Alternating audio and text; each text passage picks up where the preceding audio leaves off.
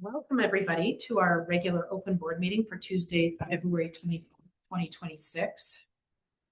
New West Schools recognizes and acknowledges the Kakite First Nation as well as all Coast Salish peoples on whose traditional and unceded territories we live, we learn, we play, and we do our work. I wanted to just start out our meeting today with a moment of silence for the victims of the tragedy at Tumbler Ridge. The Board of Education of School District 40 New Westminster offers our deepest sympathies for the devastating events that occurred at Tumbler Ridge Secondary School and in the community recently. We know that this tragic event will challenge the community in ways never experienced before, and we offer our sincere condolences to the families and friends who lost loved ones.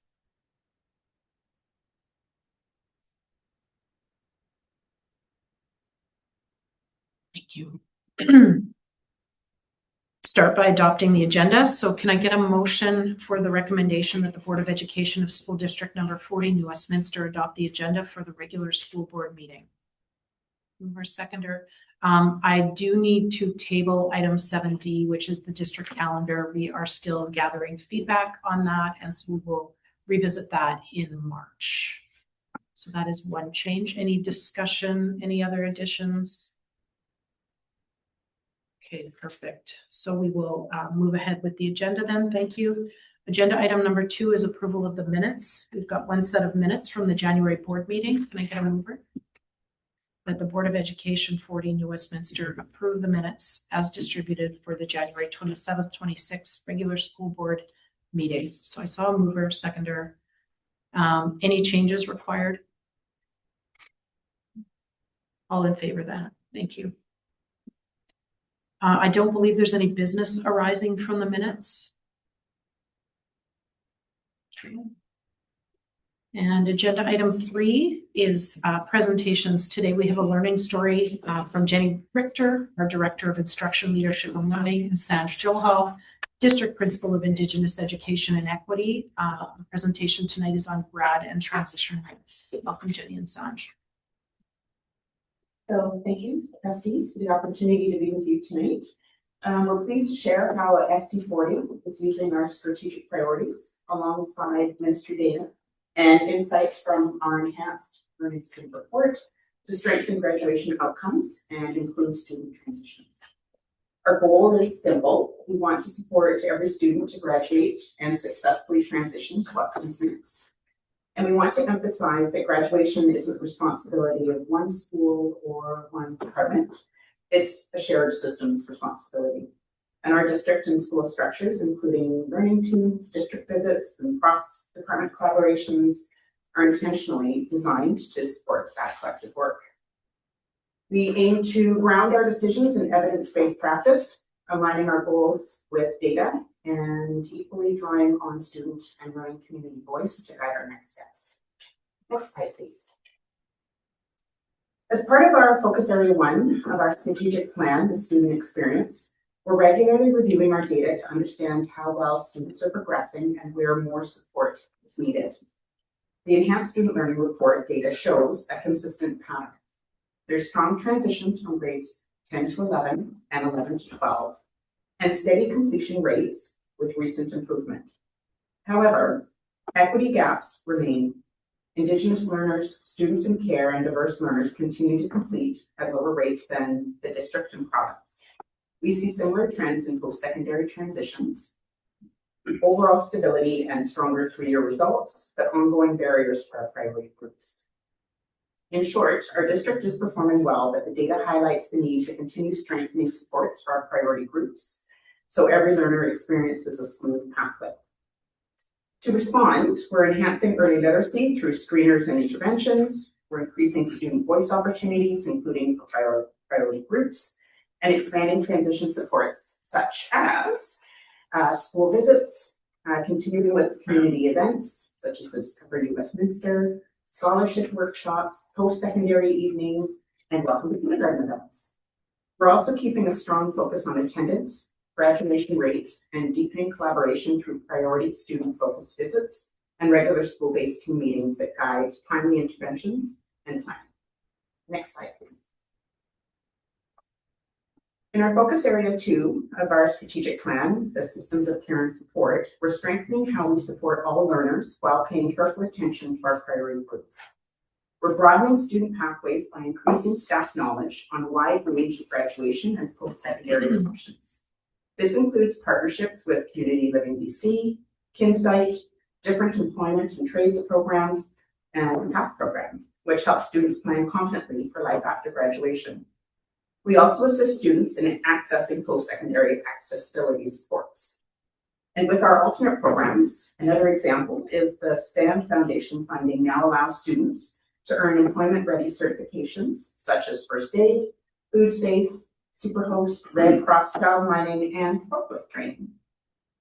Across the K-12, we tailor transition supports from early years through to graduation, so students are smoothly moving between each stage. We're also investing in meaningful professional learning. An example is our Voices of Equity series led by Leighton Schnellert in collaboration with our Indigenous Education Department and our DEIA team that focuses on strengthening student voice, belonging, and engagement through collaborative, equity-centered classroom practice. Opportunities such as this support smoother student transitions by strengthening the classroom environments students move through. When educators use equity-focused collaborative practices, students feel a stronger sense of voice, belonging, and engagement. Those factors are directly linked to more successful transitions, and whether that's moving between grades or programs or into post-secondary pathways. When students feel heard, supported, and connected in their classrooms, they're better prepared and more confident as they navigate each transition point. Next slide, please. So this year, our district's transition work has been shaped by a simple but powerful belief. Every student deserves a clear pathway forward and the support to walk it with confidence. Our story begins last fall when we hosted evening sessions focused on post-secondary planning and scholarships. Indigenous post-secondary night and post-secondary night, and our ongoing work with Community Living BC. These relationships create a network of adults who champion our students and walk alongside them. To ensure financial barriers don't limit opportunity, we've expanded scholarship and bursary education, offering workshops, tutorials, and one-to-one guidance. Students who once believed scholarships were not for them were now completing applications with pride and purpose. Some families shared that they felt they had concrete guidance about navigating applications, understanding timelines, and accessing financial supports. These evenings helped students and their families imagine futures they hadn't considered before. Our story expands further through deepening community connections with UBC, Douglas College, SFU, and programs like JABC. These partnerships give students direct access to mentors, workshops, campus visits, and real-world learning opportunities. They help students build the confidence to take the next step because they can see themselves in those spaces. Across all our efforts, community partnerships have amplified impact. At the heart of our work has been school-based team meetings, including Indigenous-focused school-based team meetings, where each school team meets regularly throughout the year to discuss the path forward for transitions and graduation. These check-ins go far beyond academics. They include attendance support, future planning, discussions about diverse pathways, and hands-on help with transition, graduation, and post-secondary options, including scholarships and bursaries. For many students, this one-to-one attention has been the turning point from uncertainty to clarity. As the year progresses, we'll launch into transition activities. For the Indigenous Department, we've planned a series of 5 transition activities designed to help students at every stage move smoothly into the next chapter of their learning. These events will create spaces where students can build relationships and community, ask questions, and feel seen and supported as individuals. Collaboration between schools has been key, sharing information early, planning together, and making sure students' experience continue. Every message we share reinforces the importance of diverse pathways, trades, academics, entrepreneurship, community programs, workplace learning, and more. And by promoting flexible learning options, we're meeting students where they are, helping them re-engage, rebuild momentum, and complete their graduation journey in ways that work for them. Next slide, please. So in closing, we remain deeply committed to ensuring that every student across all backgrounds, pathways, and learning journeys has equitable access to meaningful graduation outcomes. Our work continues to focus on reviewing our data, finding and reducing barriers, expanding support and connections to community, and creating multiple pathways that honor the strengths, identities, and aspirations of each learner. Thank you, and we welcome your insights, questions, and feedback. Thank you. Trustees, questions? Trustee Cross. Thank you for this work. I heard you say transition was strong between grades 10 and 11 and 11 to 12, that the equity gap still remains. I'm wondering if you could speak to which age groups, student age groups are most concerned about the transition.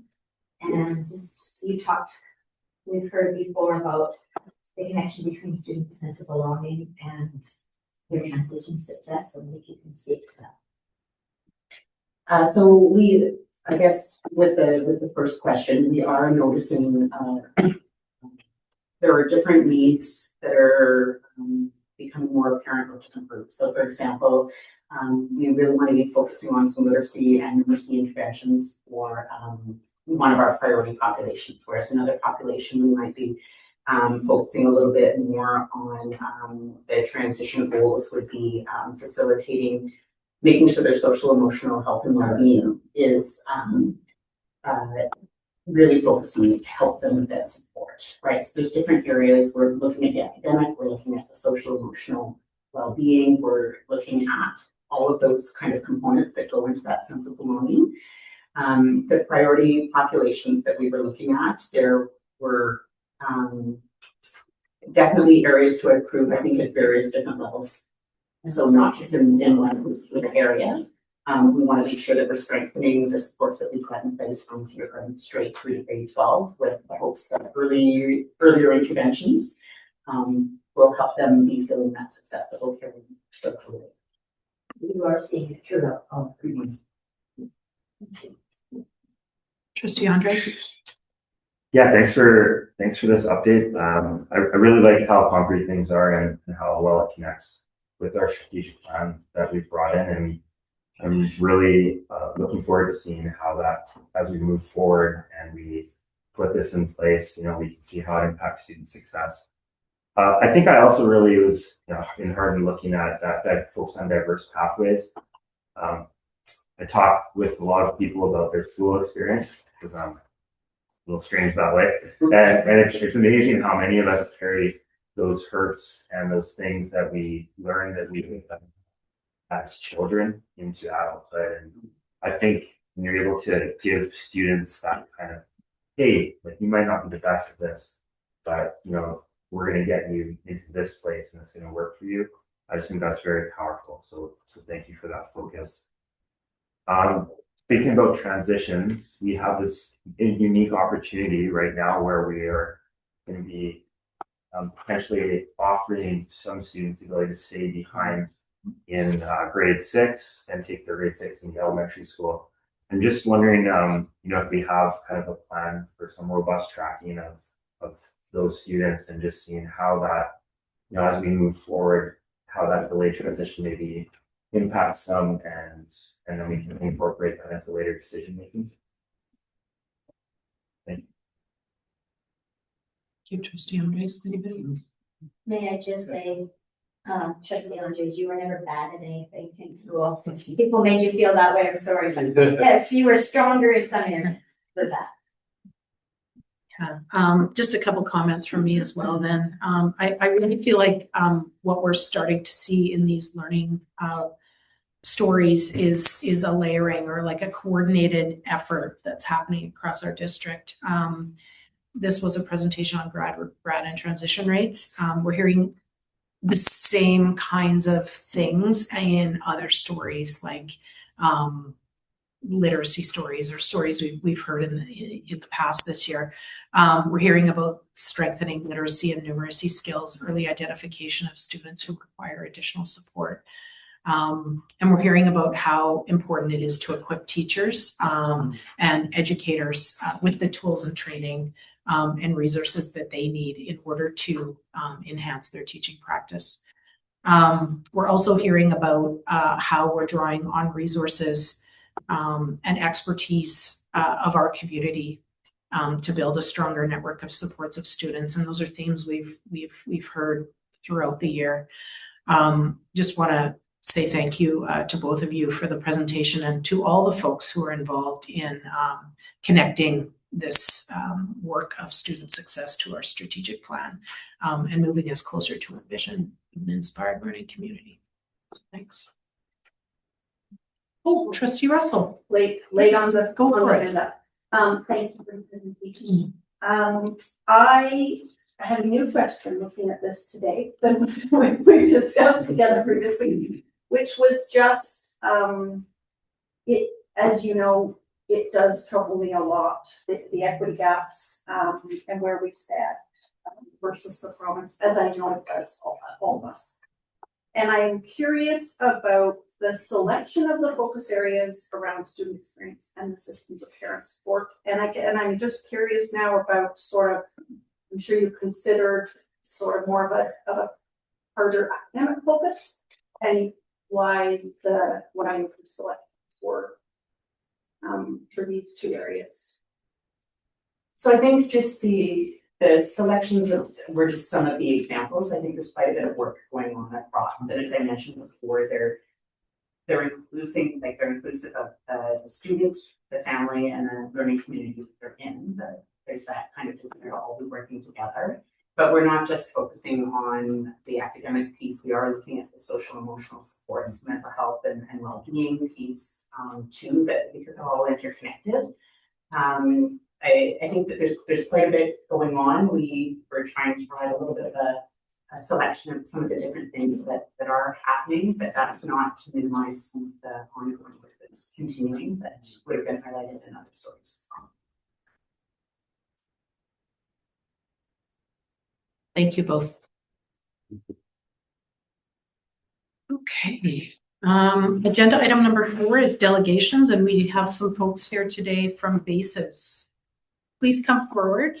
If you need to move a couple of extra, I don't know how many are you here? Just one? Okay, great, perfect. And Rick, welcome. Just introduce yourself and then feel free to tell us about BASES. My name is Mike Whitaker. I'm the president of BASES. And I'm Rick Lodell. I'll do a quick introduction and then I'll pass the mic to Peggy to talk more about the amazing work that they do. So BASES and the thrift store that they're now running out of Westminster, they do incredible work. I wanted to share and express my deepest appreciation for what they have done for our school time programs in our district.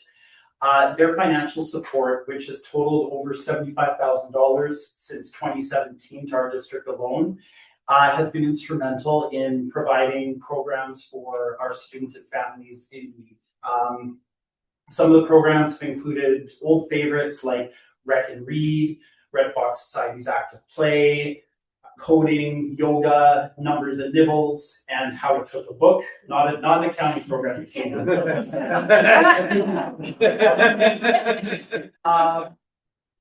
But with that, I am just thrilled obviously to introduce Peggy, but also just mention the rest of the delegation here, Al, Isabel, Janice, Kathy, and then Emily and Dawn. Emily, who I've worked with quite closely, is kind of our new Westminster liaison who couldn't be here tonight. But again, I just want to kind of join in and thank them for the amazing work that they do for our students and families, and just where that financial support goes to support those most in need. So, Peggy, please take the lead. Thank you. It's very kind words. Thank you. Well, good evening, everyone. So I'd like to take this opportunity to give you a glimpse of the world of BASES. 6 months ago, the BASES Family First Store moved to New Westminster in Columbia Square. For 13 years prior to that, we operated BASES in Burnaby, first on Kingsway, and then on Edmund Street. If I could have the next slide, please. BASIS was initially founded back in 2011 to provide extra funding for schools in Burnaby that had hardworking, committed parents involved in their parent advisory committees and community councils, but they could benefit from some help with raising funds to provide out-of-school programming. As a result, BASIS established its primary goal, which is to assist children and youth attending elementary and secondary schools in Burnaby and New West to develop at their academic, physical, and personal potential through the delivery of quality out-of-school time and after-school programs, which includes activities such as sports, music, robotics, as Rick mentioned, some summer camps, spring break camps, gardening, and so forth. In order to do the work of BASIS, we operate the BASIS Family Thrift Store to use the proceeds to fund initiatives. We also receive some bequests, legacies, donation, gifts, and grants to do our work. The next slide, please. Over the past 3 years alone, BASIS has funded over 8,300 spaces in programs for elementary and secondary school children in Burnaby and the Westminster. BASIS knows that for all children to be healthy, productive adults, they need a strong foundation during childhood. A significant influence in developing that strong foundation is out-of-school programming and connections to strong leaders and mentors. BASIS supports families so that all children in our target schools, regardless of their family situation, will have a childhood with an array of out-of-school experiences. Next slide, please. The first program we funded through the proceeds of the thrift store, and this was 13 years ago, was a program at Stride Avenue Community School in Burnaby, where grade 7 girls were matched with grade 11 girls at the Burn Creek Secondary School. And this was to support them in their transition from elementary school to high school. And at that time, there was a percentage of grade 8 student girls that were enticed by older young men in that school to get into drugs and other negative behaviors. So by matching these grade 7 girls with the grade 11 girls, they had mentors, they had people they could look up to, and this tremendously helped those young girls not be quite so vulnerable to their new surroundings. So that was really positive, and we were very honored to. I think we gave them $400 for that program. That was right in the beginning.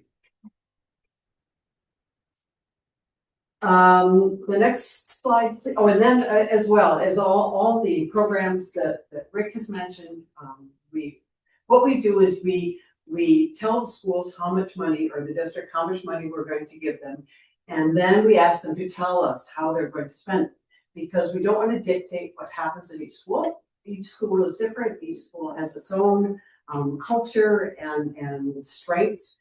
And so we say, how are you going to spend this money? So Rick tells us, and we say, yep, that sounds great. And then we write a check. So it isn't that we have lockstep programs that go into the schools decide what they want. So one year they might have a soccer program, another year it might be garden. So it's just a good try. So as I said, BASIS was formed back in 2011, and it took 2 years for us to develop a successful way of raising funds. So in 2013, the BASIS Family Thrift Store was opened. At the end of the last year, we had we have donated over $1 million to schools and school districts in the school districts of Burnaby and New West. So we feel as if this thrift store has been this little engine that just keeps plowing forward. BASIS determine the target schools. So we currently have 12 schools that we have targeted, and we use demographics from the 2 different school districts in order to find out which schools could most benefit from extra funding. So that's really good. That's been very helpful. So now the thrift store is here in New West. The BASIS Family Thrift Store benefits the community in so many ways. As mentioned before, the proceeds of the store fund programming at schools. The thrift store also has a community of volunteers, at this point over 60, who come weekly to the store to lend a hand in sorting and cleaning donations and then preparing them to sell. A real New West neighborhood village has been created with friendships growing and new skills are developed. Volunteers appreciate doing the work that is purposeful, that benefits others. They have lots of laughs, good conversations, and they love working together. Some of the volunteers have improved their English language skills and have gone on to get jobs in business communities such as cashiering. And also very importantly, in keeping with the City of New Westminster's environmental goals, the Basis Family Thrift Store is reselling used items, keeping clothing and goods out of the landfill, and providing low-cost items in the neighborhood for the shoppers. We also have a huge contingency of treasure hunters that come to the store that look for those really unique items that they want to take home with them. So through RIC, Basis has provided funding for programs that support the marginalized community. We look forward to becoming a part of the New West community and helping the community benefit through our funding of programming and bringing an attractive retail store to town that resells secondhand clothing and items at great prices, provides volunteers opportunities, and helps children and youth in New West to become amazing leaders for the future. So we are thrilled to be here. What we would like to ask from the schools and the school district is a continual flow of donations of goods. We just have our doors open every single day to receive donations. Any volunteers that might be looking for a 4-hour spot a week to come and join our community volunteers, that would be fantastic. Enthusiastic customers, I already met with an enthusiastic customer earlier this evening, so thank you very much. So please help us spread the word. We'll get the word out there. We're here benefiting New West, we're benefiting Burnaby, and we'd like to keep this little engine just plowing forward as easily as we can. So thank you very much. Thank you. Anyone have any questions? Yeah, any questions? Trustee Russell? Not a question, but a huge thank you to Basis. I know we benefited from your work when the store was in Burnaby, and it's fantastic to have the store here locally, and we're there, picked up a little something. And just want to thank the society and all of the volunteers for how progressive and thoughtful your work is and how you engage with schools. The fact that you're supplementing back fundraising really helps to level the playing field from those. We know that there are schools where parents have a little more capacity or sometimes quite a bit more capacity to fundraise, and others where that is just much less the case. And the fact that schools get to set their priorities is just so valuable and helpful. So really appreciate that. And then I am just, I guess, question for administration. I know we do not normally we certainly don't promote businesses through schools. We do sometimes support nonprofits, and I'm just wondering if, because this is an unusual partnership, is there anything required for schools to sort of have that okay to share information about the school? I think the nature of the partnership makes it pretty easy for us to make things work. We'd had a conversation the other day, didn't we, about, hey, what can we do at the high school? So, yeah, I think the nature of this relationship is to do some creative things. Mm-hmm. Good. Trustee Connolly? Yeah, I guess discussions have already happened with the high school. I was just saying for volunteer hours. Those opportunities, certainly the kids that are in our programs that are on breakout of Columbia Square as well. Some good candidates. But yes, I have treasure hunted there. I literally so it's exciting as well. Thank you so much. Trustee Carlson? I want to thank you, Peggy, and your whole team of volunteers. The impact you have on our students is real. Appreciate it. I'll echo your request for donation. So the notes to say, can we please advertise this? So I will echo that. I was struck when I visited by the positive attitude of your cashiers. When the gentleman was not able to pay fully for his item, the cashier said it's okay. And instead of the gentleman taking the rate, he left what he had, the money he had, and said he'd be back the next day to pay for it. And the grace that was shown to him impressed me. So I will always be back. Well, I love hearing that. Yeah. We work hard on the culture of the store. Mm-hmm. We want people to feel like they can go to a special place to shop and it's clean and sparkly and everyone's kind and friendly. But it came through. So That's please share that with your staff, but it was noticed. Actually, one more thing I'll mention is we are in Columbia Square because the developer, Edgar Development, has gave us a great rate on our rent. And so we have expressed our appreciation to them continually, how they're part of building community and giving us a place to operate the store as part of that. I'm just going to say thank you again. Bases has always been a preferred thrift store in our family, especially with my younger one. She's not little anymore. When we heard it was moving to New West, we were thrilled. And I just dropped off some boxes last week. And I want to echo Trustee Carlson's comments. Now, the interaction that I witnessed when I was at the cash was different, but it speaks to the same values. A gentleman was purchasing a book for somebody who had just had a child, and it was a kid's book. And the person on the other side of the counter, the cashier, said, "Oh, I saw that book. I was looking at it. I was maybe going to buy it for." He bought it for her so that she could give it to somebody. Like it was the goodwill at that store is just incredible, and I think it speaks to the kind of values that you folks are imparting on the folks that are working there, and so it's always fun to visit. Thank you for your support. Yeah.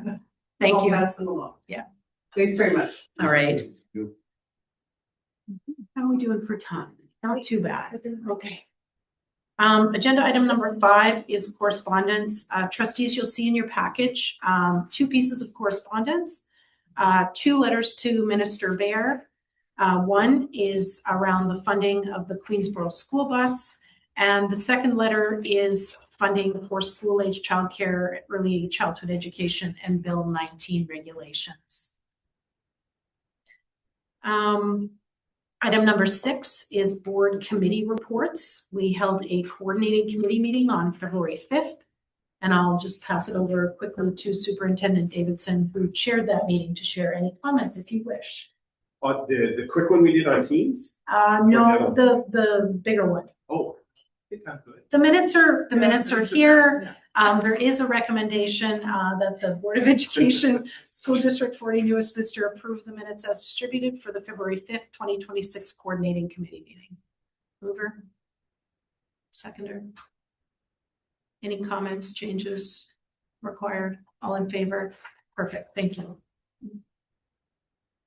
Agenda 7 is reports from, Trustee Carlson. I have something to say about the correspondence. Oh, let's go back. Yeah. I'm just wondering if there's a next step if we don't hear anything from the Ministry of Education.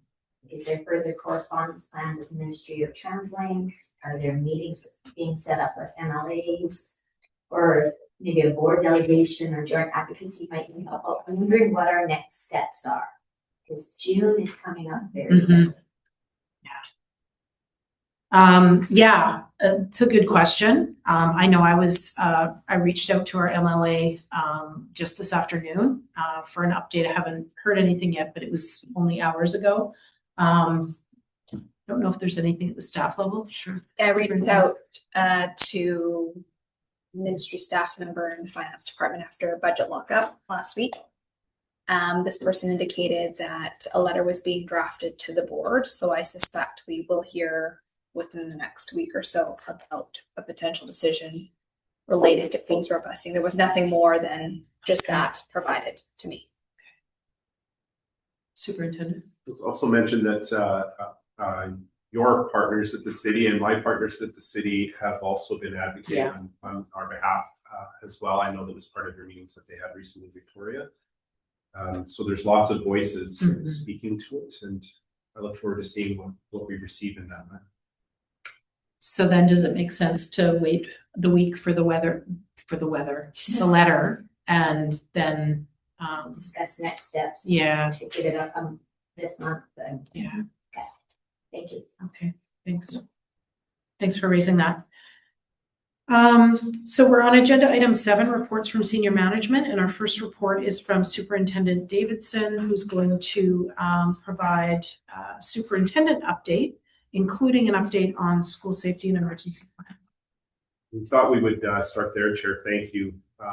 Certainly, after the tragic events at Tumbler Ridge, we take a look at the things that we do and could do and re-examine our work. Coincidentally, the day before, on the 9th of the month, I met with folks from Hour Zero, which is a company that supports districts large and small across Canada in developing and implementing emergency preparedness plans. And we had entered into an agreement where they were going to come and audit all of our buildings, including buildings like these, but certainly all of our schools, physically, and also audit the emergency plans in each one of our schools, as well as the district's plan, and then support us in fine-tuning those things and making recommendations around the physical shifts we could make in order to support school safety.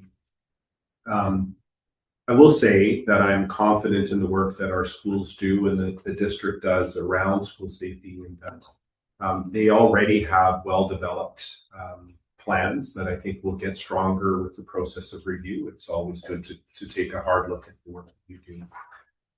I've been in our schools always coincidentally when drills are being done, and I'm impressed with the fidelity with which staff implement them and the extent to which kids focus on following the processes well and respecting those processes. And that work will certainly continue.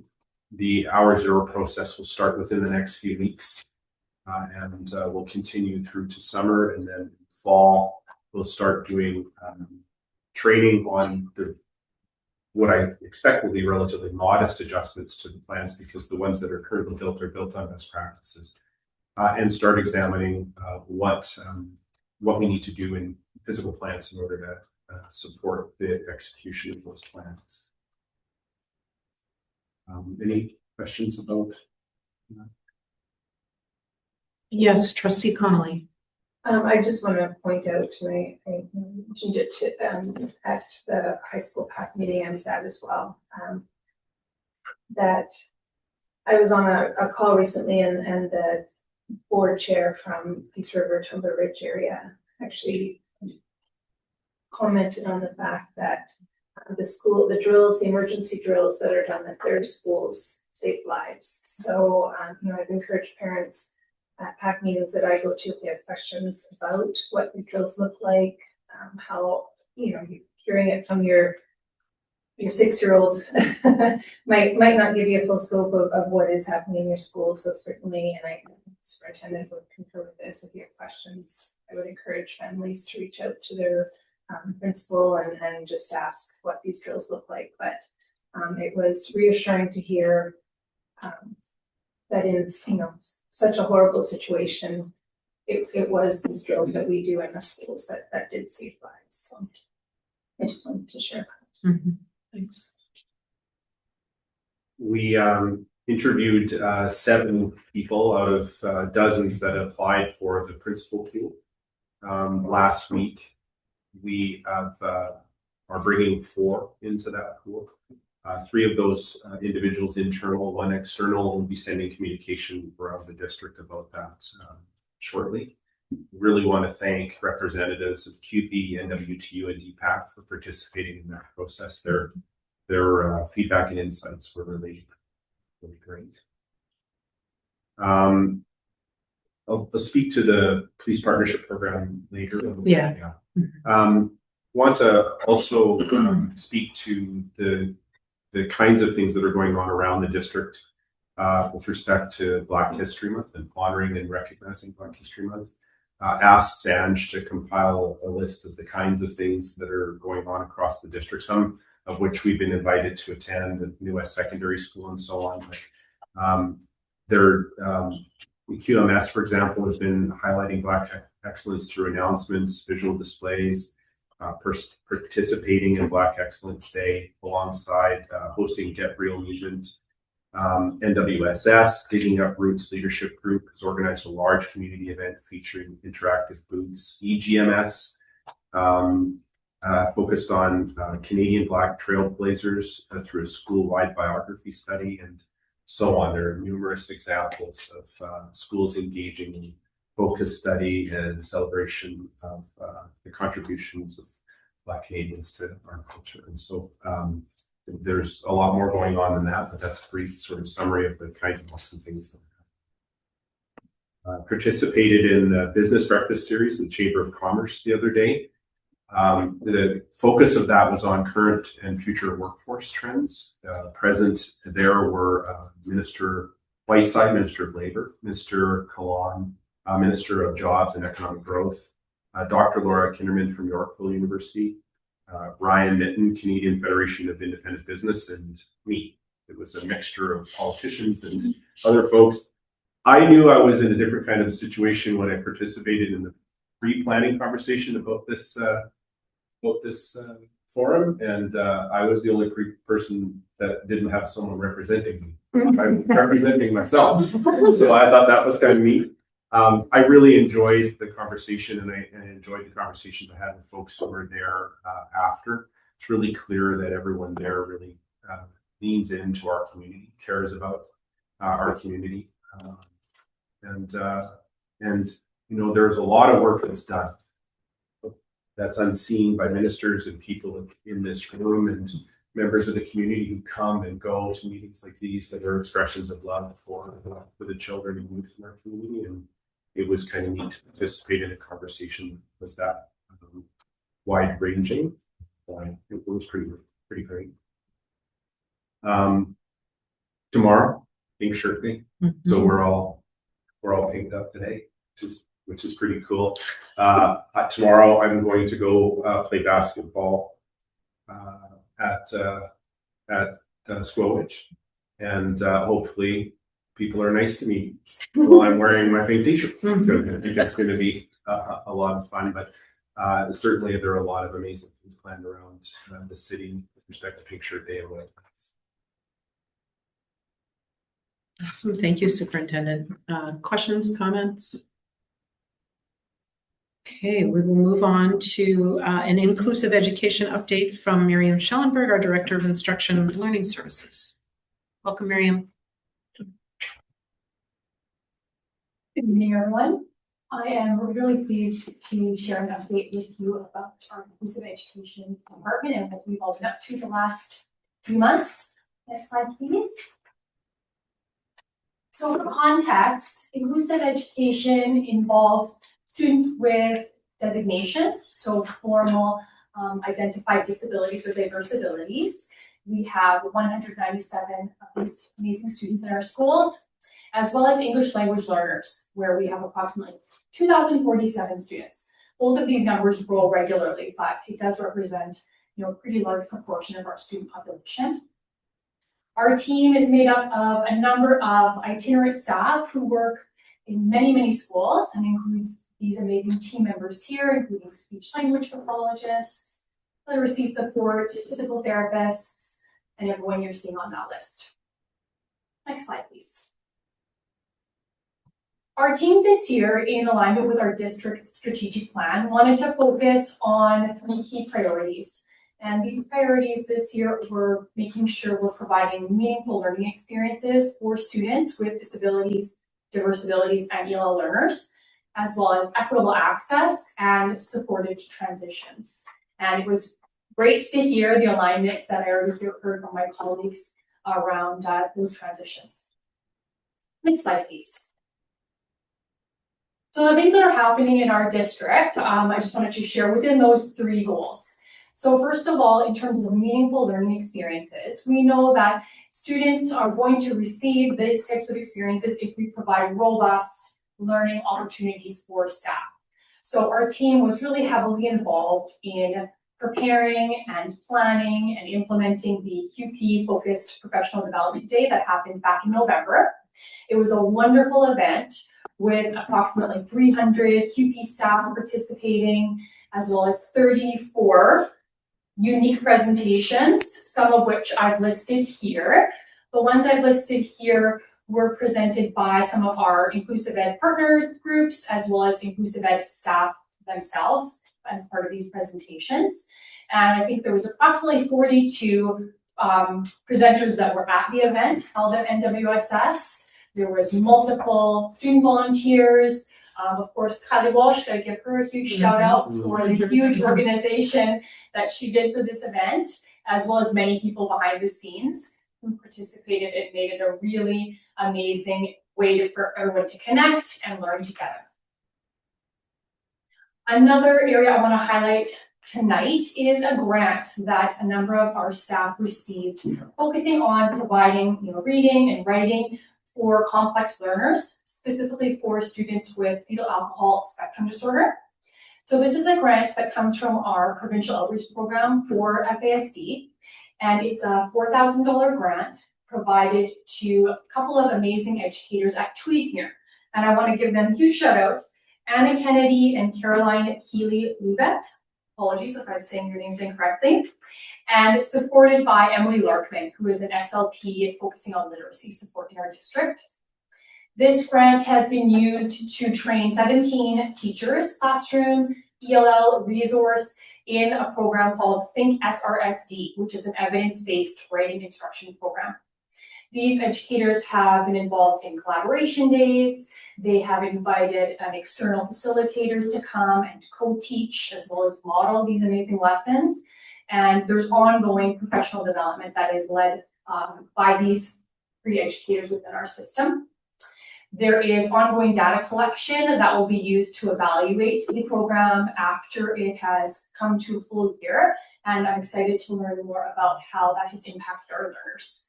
So a big thanks as well to Director Sandy Singh, who has been a key mentor and involvement in that program as well. Secondary. So on the other end of the spectrum, our Secondary Literacy Network is a group of educators around Metro. It's a relatively new network that's formed that I've been involved in, as well as others in the district and Director Singh. We have gotten together a number of times to talk through how can we bolster literacy in secondary. We of course know that we want to focus on early intervention, but we do know that students in secondary do continue to have struggles with literacy. So this group has really focused on what are the different adaptations, opportunities, and from this network, Director Singh and I are looking at a program to bring into our high school to support with improving literacy for grade 9 students. So we're excited to share more with you about that at a different time, getting into the planning on that.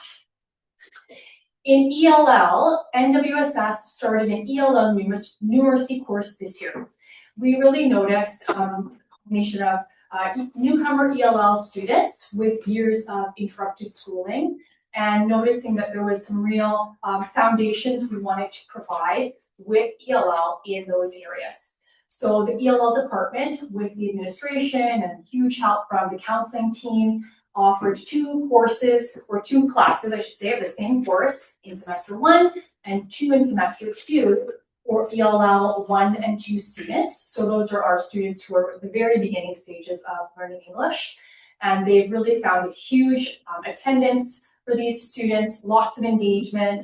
Teachers have mentioned huge confidence boost for these kiddos who before were feeling a little bit challenged by entering Math 9 or Math 10. So we found it's a really exciting opportunity for our ELL learners in high school. Next slide, please. In our Equitable Access School, our Accessibility Advisory Committee continues this year, and we are excited to continue our site assessments, where groups of us head to different schools and evaluate and work with their administrators as well as facilities and maintenance to, improve things short-term as well as long-term for students with physical disabilities, as well as considering sensory and social emotional concerns. We have a couple of really keen students on this committee as well, who I'm working with around how to improve communication with staff around how to meaningfully involve students in their IEPs and or in advocating for themselves. So these students are really interested in presenting to staff and also coming up with some information guidelines about how to involve a student meaningfully when they have an IEP. Autism assessment is something that we have been able to offer this school year, and this is a partnership with NWTU, who has provided funding temporarily for one of our school sites to receive supervision in autism assessment. She's doing her doctorate, and so she is able to be supervised and offer this, which is a huge barrier that many families face because many wait on lists for years and years or face a huge financial burden to pay for an autism assessment privately. This has been a real support for schools. We've had many, many referrals, and the school psych as well as the speech language pathologist team work together to provide a robust assessment that then really informs the students' programming in school and also opens doors for them in the community for intervention. RPC is an amazing resource center called Accessible Resource Center, and they are providing presentations, lunch and learns, and in-service around digital accessibility. So Victoria has come to many of our elementary and middle schools, presented to all the grade 5s, all the grade 8s, and then shared information with teachers at lunch, and has also been in our secondary schools, ensuring that the learning support teachers there have the same information to be able to support students using technology to best access the curriculum. We are excited this year to host at Kelvin. Thanks, Emily, who's behind me, Kelvin Admin, for offering their space. So we want to ensure that families who are coming into our system feel welcome right off the bat. So we have a presentation with Kinsight, Welcome to Kindergarten, for kiddos who have disabilities and diverse abilities. And we're specifically inviting Tigrinya-speaking families to this event March 30th, so that because we know many families coming in who are connected with supported family development are Tigrinya speakers, and we knew they were not able to access an English event that happened in January. So that's something we're really excited about. Next slide, please. Supported transition is a key theme in most of our departments. As I mentioned, we had a Welcome to Kindergarten event with Kinsight, making sure that transition is nice and smooth for our new kiddos coming in. Our school psychologists have been busy with sharing resources with our high school LSTs around transition supports. So how can schools, support our kiddos either with transition to post-secondary or community-based organizations when they have disabilities and diverse abilities. So that's something they're really working on, as well as our facilitators who are really supporting with the transition from middle to high school with thorough course planning in consultation with either ELL or resource support. And at our Discover U West, way back in January, we did share information with families around how to plan courses if you are an ELL learner, how to advocate and what supports to expect in secondary if your child has a disability or a diverse ability. Next slide, please. And then in the background, we're doing a couple of things to make sure that as a district, we're all aligned in our best practice and how we're working together. And so our inclusive education staff handbook has been updated, and our staff safety plan procedure has been updated, which really shares how can we ensure we're being preventative in supporting students who may be dysregulated while including them in the schools. Next slide. What we're looking forward to is sharing with you in the future soon a potential inclusive education policy. We are looking forward to making sure our website is up to date, especially for parents, and we appreciate the partnerships that Deepak's been bringing up in terms of what parents are keen to have more insight about. And then in May, there's an annual art show for students with disabilities who it's in partnership with Burnaby and Vancouver, and this year it will be hosted at the Townhouse. That is all for me. Thanks. Thank you so much. So much going on.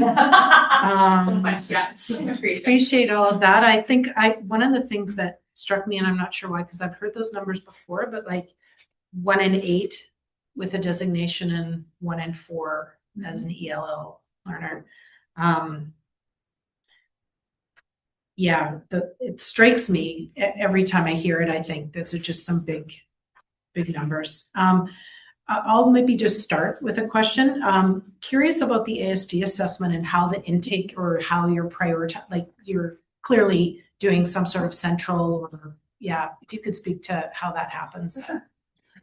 So there's a team that we created, a district team, and the district team does review all the referrals that come in. So we've asked schools to use their school-based team to prioritize, and we've shared with them all forms, which asks them a number of questions in terms of how then we can best determine the most appropriate referrals that are coming our way. That's great. Okay. Comments, questions from trustees? Trustee Connolly. I'm just curious, got a lot of our attention about this ASD assessment. Are there other diagnoses coming out of that as well?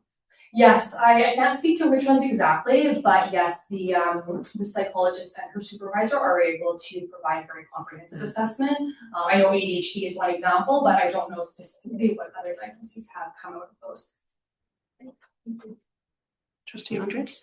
Yeah, I mean, same topic. I think this is more a question. This is potentially more for the superintendent, the secretary treasurer, and so NWTU funded this, and I'm assuming that the need was pressing that we have these assessments completed. So is this something that we lack the capacity to complete on our own as a district, or was it like a funding issue? Was it like a timing issue? I'm just curious. Like I'm very thankful for the NWTU for doing that work, but I'm just curious about how come we weren't able to do this work ourselves. Do you want to speak to where the money came from, or do you? You go first. Okay. Robert unfortunately had to go home. He would have a better memory of the precise details, but there are occasions where we are behind on things like failure to fill and so on, and so we build a reserve of resources that couldn't be expended in a certain year. We have to come to agreement with NWTU on how those resources are used in a subsequent year. And this was agreed by both of us, or both groups, as being a really great use for those dollars because they're directly supportive of students. Then you have the combined benefit of someone who's well positioned to do it and needs an opportunity to do that work in the school system, and it produced kind of a spark. Is that accurate? Yeah, I think the timing of her completing or being interested in completing this doctorate worked perfectly with the timing of us having that partnership opportunity. That's great. I think I'm still curious though in terms of where we are as a district in terms of being completing these assessments in a timely manner and making sure that potentially students, like, we don't need kind of like this one-off thing, which is we're very thankful that occurred, but just as something that's sustainable moving forward and making sure that that's something that we aren't behind on. Do you want to speak to where we are in terms of like how many we could be doing and how many we're able to do? Yeah, and I don't have an update on how many we have, but I do know that we received just over 30 referrals, like when we did put that out. But I just don't, because of how it's hard to guess at the length of one assessment will take, because there's different factors in terms of how quickly a parent may be able to get back some of the reading scales, or how many observations it may take the assessors to complete. So it's hard to know how many she's going to be able to complete in this year. Also, we did prioritize, I can't remember if it was between 5 and 10 to begin. And so then we sort of decided after that, like we didn't look at the other 20 as carefully. So it's hard to say if those 20 continue to be strong referrals, because we do want to pick students that would have the most benefit. And also some of these students remain on wait lists and may subsequently get in some of those organizations. So it's hard for me to give a specific example, like we're hoping to complete at least 5-ish this school year, but there's different factors that may impact that number. Yeah. The greatest challenge that we face with respect to not just ASD, but designations is the ability to get people to qualified professionals in order to get us the diagnosis to qualify for the designation. It's a problem that exists throughout our region and puts us behind. So even if you were to reallocate resources that you spend elsewhere, there's not necessarily someone there to receive those resources and provide the service. And it's a challenge acknowledged by government when we have sector calls where they talk about, they acknowledge that across the system, we're really struggling to get assessments done because we don't have enough professionals of it. Thank you. Trustee Carlson, and then I'll go to Trustee Carlson. Thank you. I'll say that I do know that there's a wait, a very long wait. So, thank you. The work being done with the inclusive team is an area that ourselves and our families really care deeply about. It's obvious a tremendous amount of work has been done for our students. I'm wondering if staff can speak to how the current funding pressures are impacting the ability to grow the inclusive supports over time. Yeah, may I Yeah. start? Right now, this year, I believe we spent $5.2 million in excess of the grants that would be targeted towards supporting students with designations. We know that we serve many young people who do not have a designation, but we know will qualify when they're able to get to that place. So we begin by having a problem where there are young people we know require services and supports for whom funding is not provided because they can't clear a hurdle. And that's everything from young people and littles who are born here waiting to get assessments to new Canadians who bring with them assessments that need to be signed off on by professionals who are certificated here in Canada. So that's one piece of the problem. The other is that over the past number of years, and Bettina will be better positioned to speak to how many, the increase in grants has not kept pace with the inflationary costs external to the costs associated with collective agreements. So the government will cover the cost generally of collective agreements reached with QP and with BCTF. But all of the other costs that exist outside of that envelope, they simply rise. I think last year, for example, the cost of benefits rose by $500,000. And there's no reflection in the grants of that increase in the cost. That is one poor part of the total that we pay for our employees. And that kind of challenge is replicated again and again by paper. Cost has gone up and there's no reflection of inflationary and so on. So in a way, your ability to have flexibility within your budget is not just hindered by the difficulty in achieving designations for young people who know need those supports, but it's also hampered by the fact that the grants have not kept pace with inflation in any area external to the salaries related to staff covered by agreements with QB and WTU. I don't know if that's...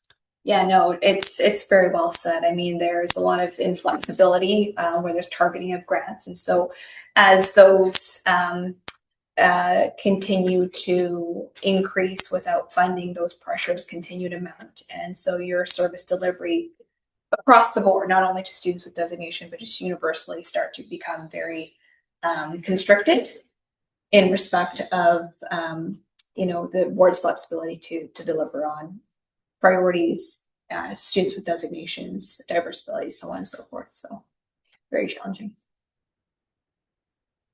Trustee Russell. Thank you for doing so much for so long. You. Trustee Russell. I think I'm good, thank you. Okay. Great. Thank you, Mary. We are not going to cover district calendars, so we'll miss Rick's presentation.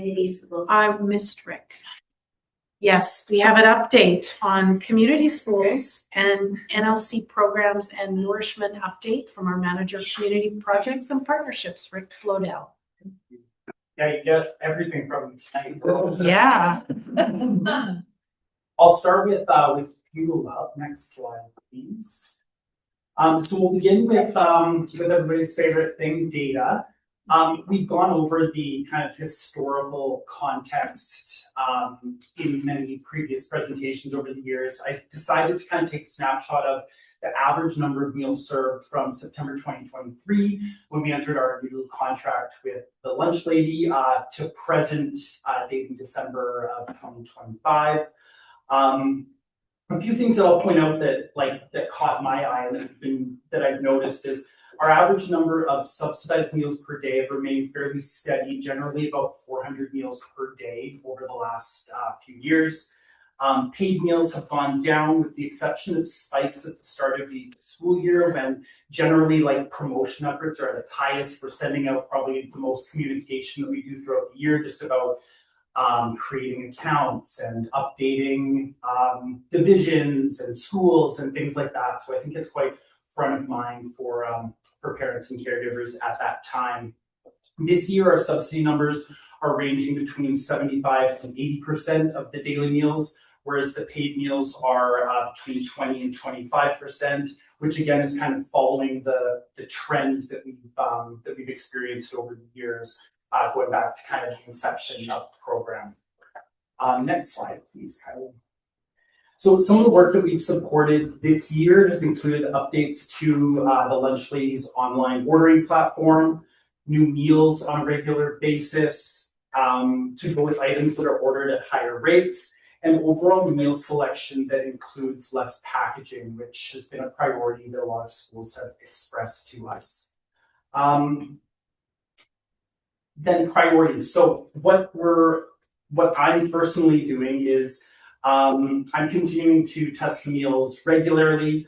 I know there are some principals that are doing the same, and we're providing feedback back to the lunch lady, whether that's like, hey, you know what, this one meal was really, really good. We'd like to focus more on this area. Other times it's, you know what, this item wasn't a hit. Let's substitute it and change it for something else. We're constantly in touch with them, making those changes.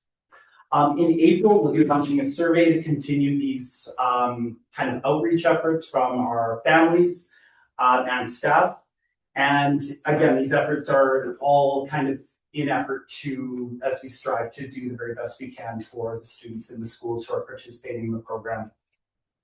Lastly, I'm regularly in touch with other districts just to see how their programs are doing under the Feeding Futures funding and just gathering as much information as I can. And then I'm going to follow Miriam's lead as well and just thank Kylie, because Kylie does incredible work behind the scenes just with the emails, the monthly emails of menus to the families, to secretaries, kind of the financial behind the scenes with invoicing, and the overall communication work that she does. And she's my ear a lot of the time, and I super appreciate the work that she does. Next slide. And then I'm just wondering, it's totally up to all of you. I'm wondering if we want to do questions after each section, just so it's fresh on people's mind, or if you'd like to do it all at the end. Yes.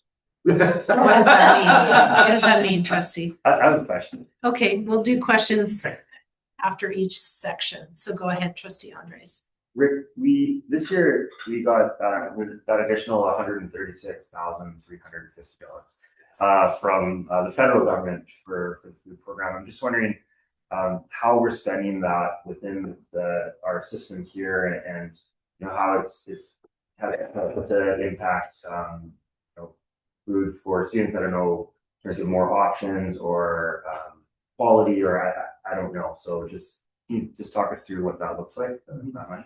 Yeah, I mean, I'll pass to Bettina after just to add anything else, but I think what that funding has kind of offered us the ability to is just more. It's more gift cards for families in need. It's more to the schools to support breakfast programs or snack programs or whatever they're able to offer.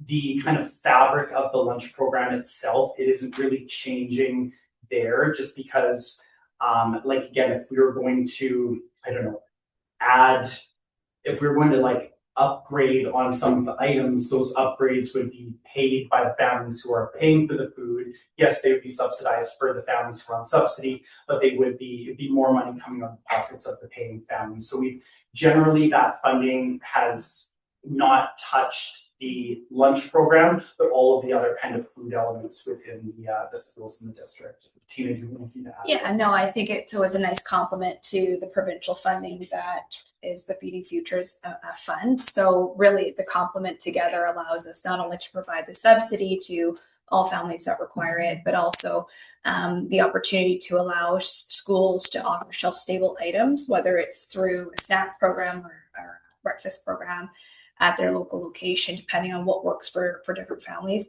And also for us to continue supporting families that are especially vulnerable with gift cards for especially things like break times, Christmas, spring, summer breaks. We offer the most vulnerable families identified by the schools and principals a little support so that they can buy items from Save On Foods or Walmart to support nutritional needs at home. Thank you so much. Trustee Carlson. Acknowledge the work that staff are doing to support student nutrition.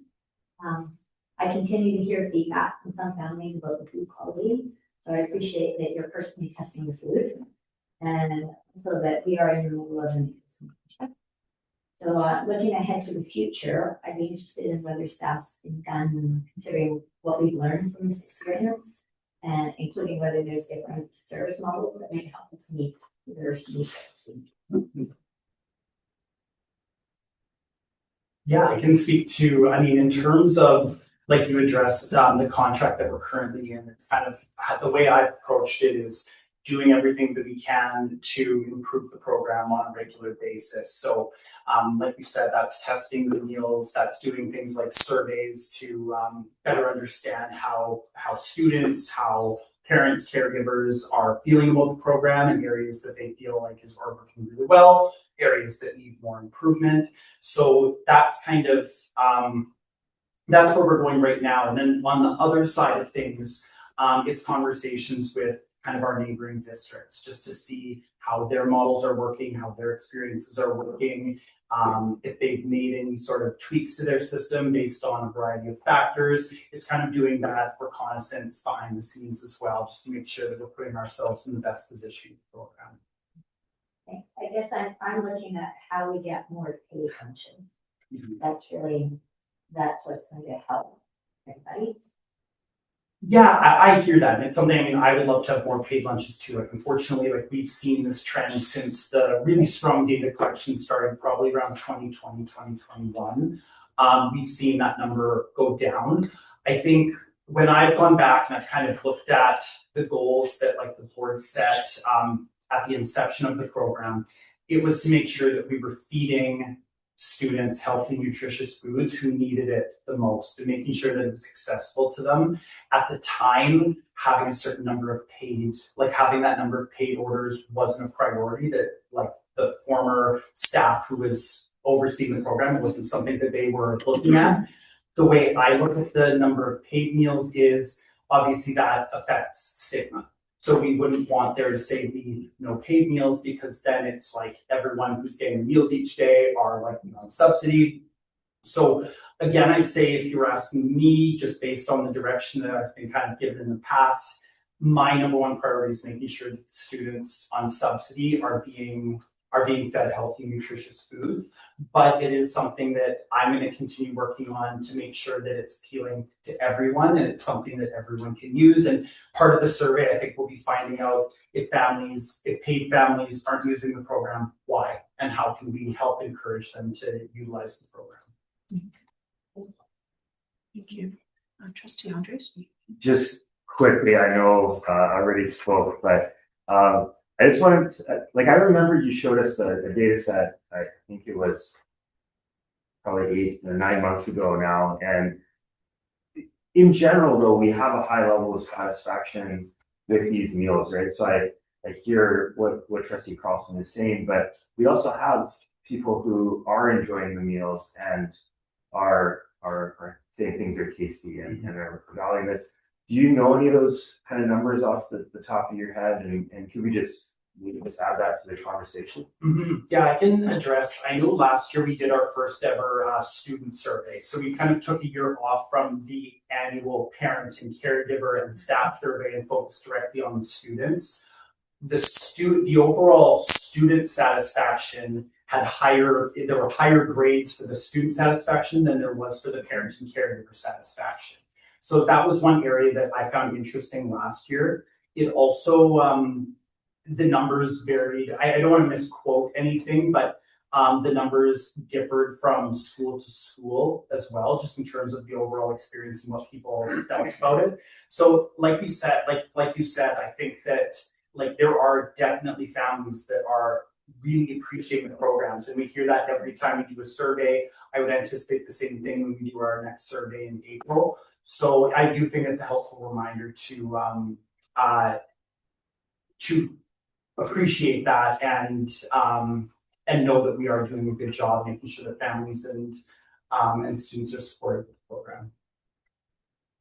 Thank you. I think we can proceed to out of school time programming. Slide, please, Kylie.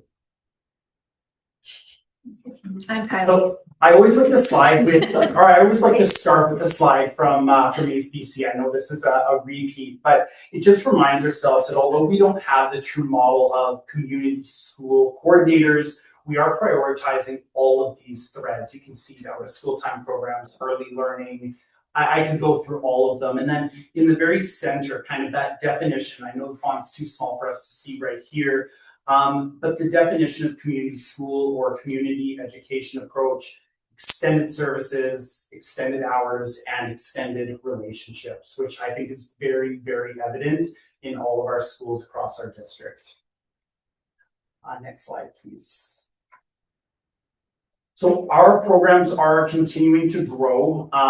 We're on pace to offer 129 out of school time programs this year, which is the most that we've done before.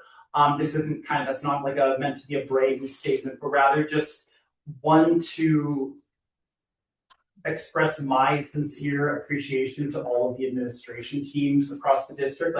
As you all know, it's myself and then it's me trying to set up the programs in the schools, and the fact that the admin teams are also receptive and willing to add on to their already busy days goes such a long way, and it allows us to sort of move forward with this, what I call thoughtful growth. We've really been prioritizing strong partnerships, relying on the relying on the feedback that the principals and families provide me.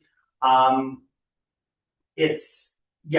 the other thing that the principals have been instrumental in doing, principals and their staff, is just reaching out to me when they know that there's students in their school who really have that extra benefit from participating in a program, and making sure that we're targeting those that aren't necessarily participating in other community sports or community activities that often come with a fee. Next slide, please. So one of the challenges, I'll kind of start on the right-hand column. So one of the challenges that we experience with the out-of-school time programs, after school, not a surprise, is space.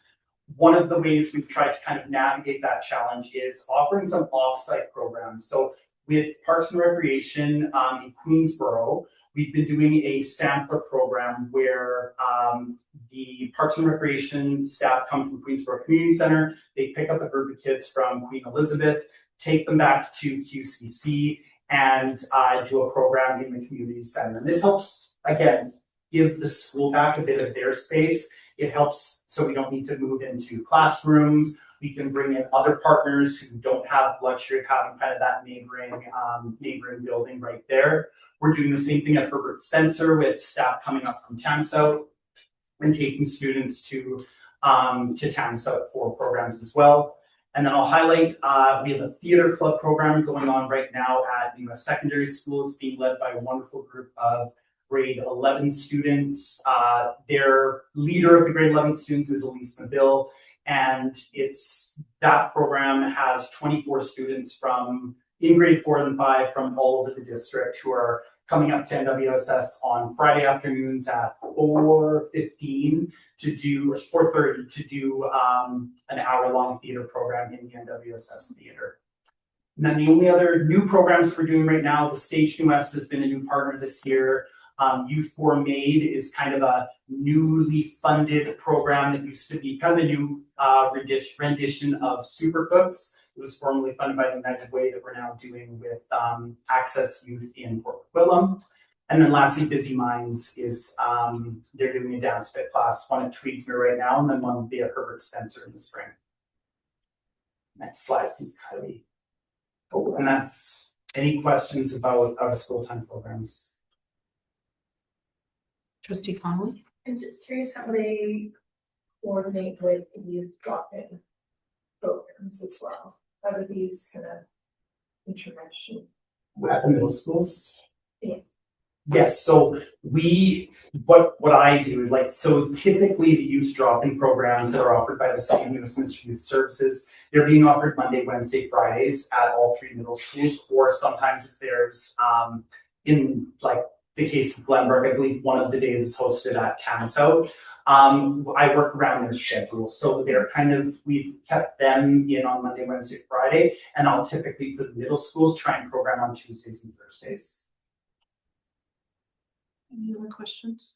Go ahead, Rick. Next slide, please, Kylie. So moving to our neighborhood learning centers, starting with the Welcome Center, one of our main priorities this year has been connection. Our community navigator, Somi Park, is one of the lead organizers of the annual New to New West Festival, which is hosted at NWSS every year, kind of in the late spring. We've also been working to get our newcomer families more involved with city services, including Parks and Recreation. This year, that's included a newcomer skate at Moody Park Arena, which took place in November and had almost 100 participants who had never, all of them, they were asked before they started, none of them had ever skated before. And no injuries, I would say. So everybody survived. Amazing. Yeah, and then our settlement work has also been recruiting students for a program that takes place on Saturdays at Tamsou. Part of that program is free, it's a gym program, but the other element of that program is just trying to get families connected with the Parks and Recreation registration system, as well as the subsidy system. So if they have an account, it just makes it so much easier for them to attend city drop-in programs, registered programs like swimming lessons, skating lessons, dance classes, etc. Next slide, please, Kylie. Oh, sorry, I'll go back to that last one. And then the last thing that our settlement team's been working really hard on is language support. I know it was mentioned earlier, but Spanish and Tigrinya speaking population, Mosaic's been hiring more staff to help assist with those needs. And then they also created an interpretation booking form for schools this year, and that's really helped with getting interpretation services to the schools, or at the very least on Zoom, to help with some of those meetings with school staff or administration, things like that. Next slide, please, Kylie.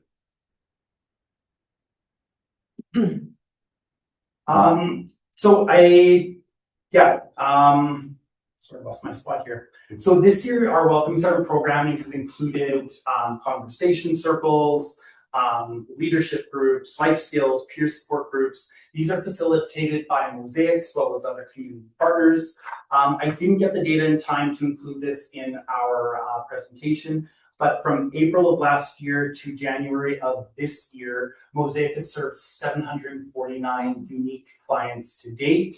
And then that's supplemented with our community navigator, Sony, who since September has served 170 unique families who have come to her to access support around connecting with the community. Are there any questions about the Welcome Center and some of the settlement work that's been going on?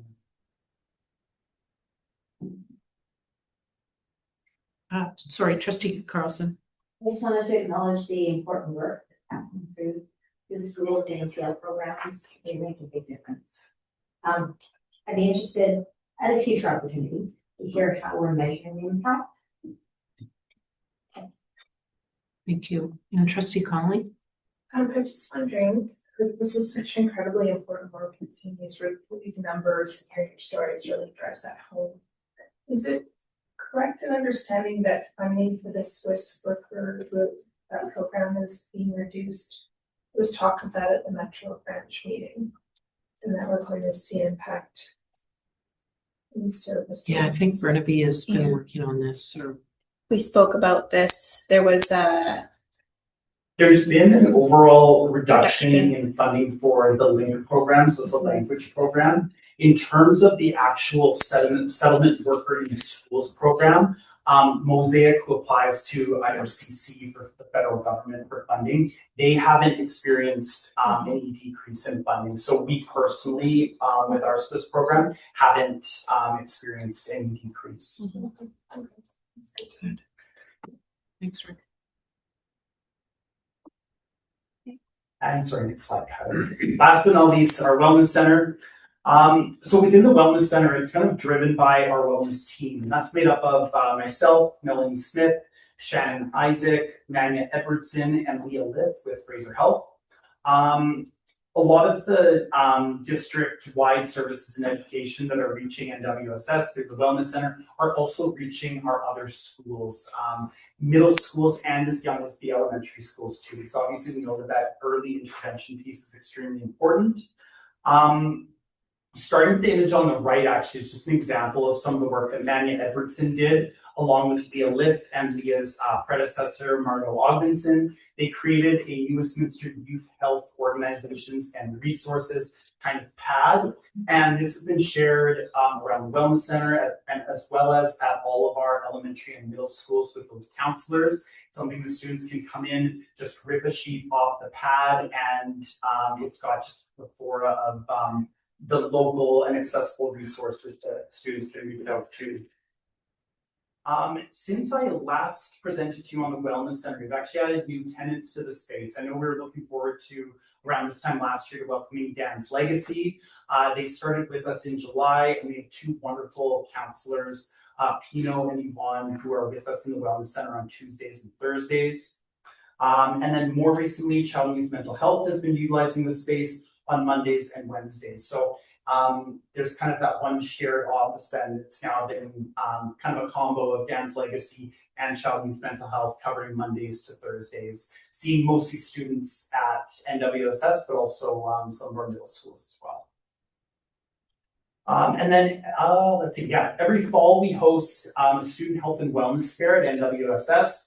This past fall, it was in November, we hosted 19 community partners participate. And again, it's an opportunity for them to connect with NWSS students and just showcase the work and what's available to them in our community. In May, we will be hosting a mental health summit for all grade 8 students at our middle schools, one day at each school. The theme of this summit is resilience and transitions from grade 8 to grade 9, some of what Jenny and Sanj presented on earlier. It will include a keynote speaker, workshops, an afternoon student panel from students at NWSS, and an interactive kind of musical performance at the end called Resilient Rhythms. So that's what the Mental Health Summit will be in May. Next slide, please, Kylie.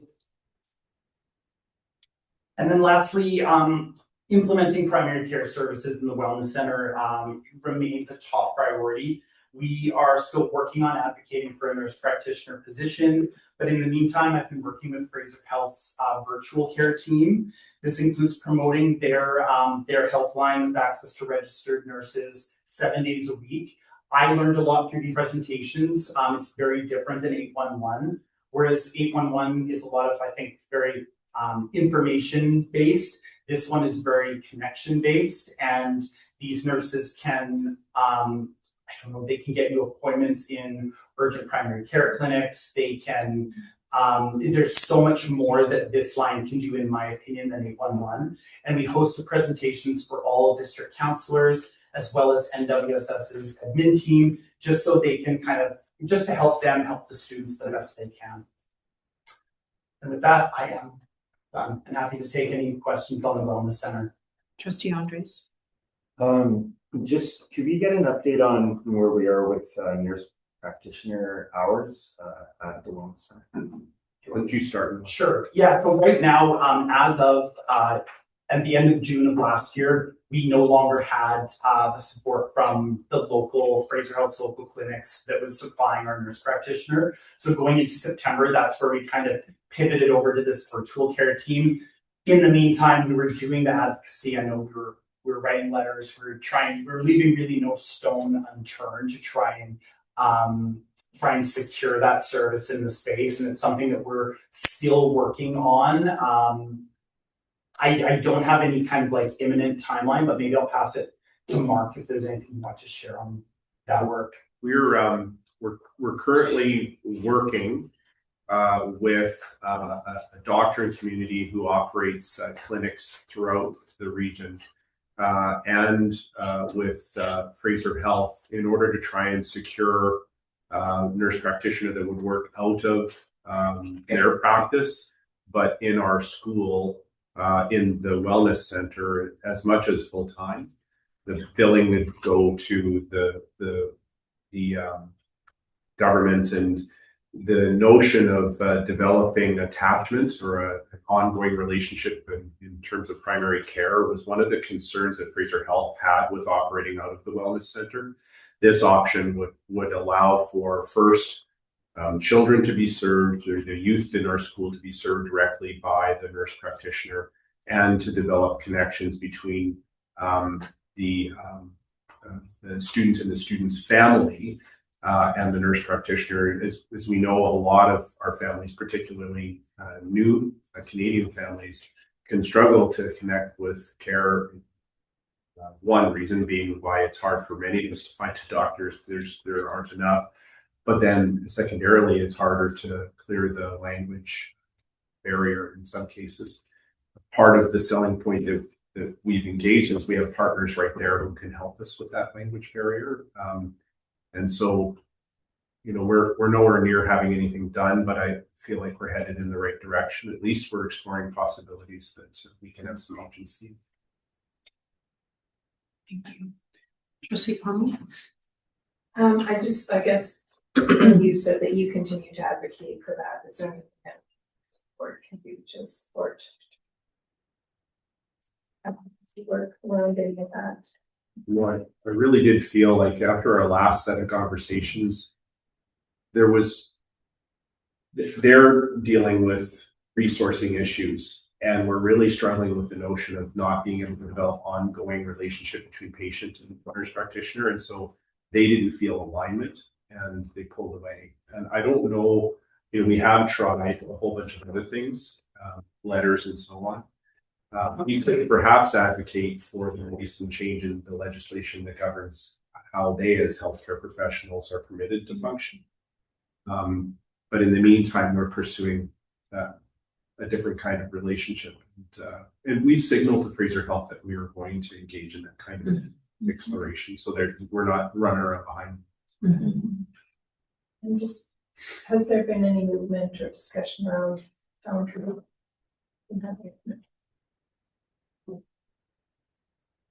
Okay. Rick, was there anything else? There was not. Thank you so much for this lot of information. Appreciate it. Yeah, I'm highly. If you will allow, I would like to call just a 5-minute recess. I've got a, yeah, we just have a 5-minute recess. That would be great. We will be back here at 7:41, please. Thank you. So precise. Yeah. 5 minutes. Exactly 5. No more, no less.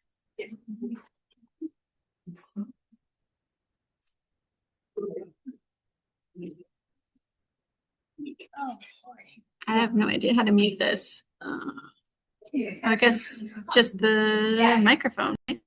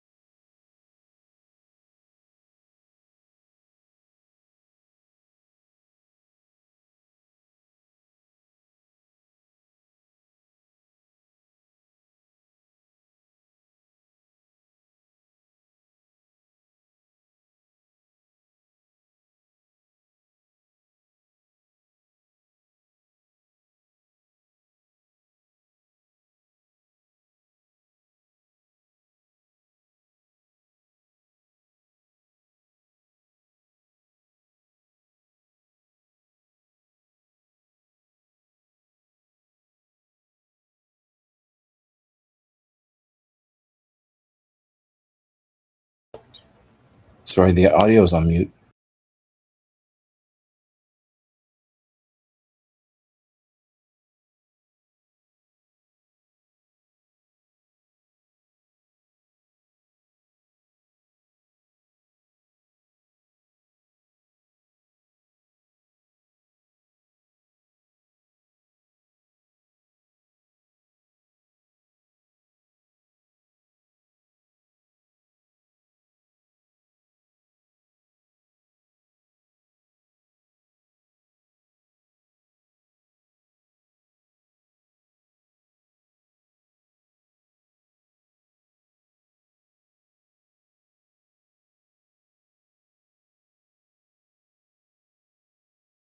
Policy expected revenues from the February 1701 that was recently completed.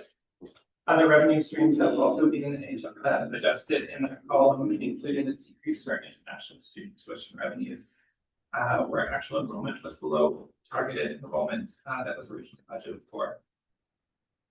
There was also an increase in the approved teacher FTE under the Classroom Enhancement Fund, which reallocates $1.7 million of associated costs from the operating fund to the special purpose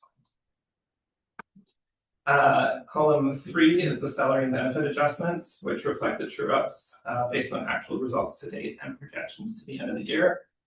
The adjustments to principals and vice principals has incorporated 2 positions, and substitute salaries has been adjusted to reflect the increased ability to replace absences, especially within the EA absences this year. Column 4 is another adjustment column to services and supplies accounts. One-time costs, including work around the long-range facility plan, literacy supports, and superintendent evaluation, are included in there, and maybe they'll reverse in next year. Commitments that weren't settled at the end of the last school year, but were settled in this year have been incorporated, for example, with computer and equipment costs that were settled this year but committed to last year. There is a $575,000 transfer to local capital proposed in the amended budget to support technology and replacement of aged maintenance equipment. Local capital funds are controlled directly by the board to pay for capital expenditures, and approval of the amended budget by the board will signify approval of local capital transfer. So then that just brings us to the amended budget column in column 5, which shows the balanced budget.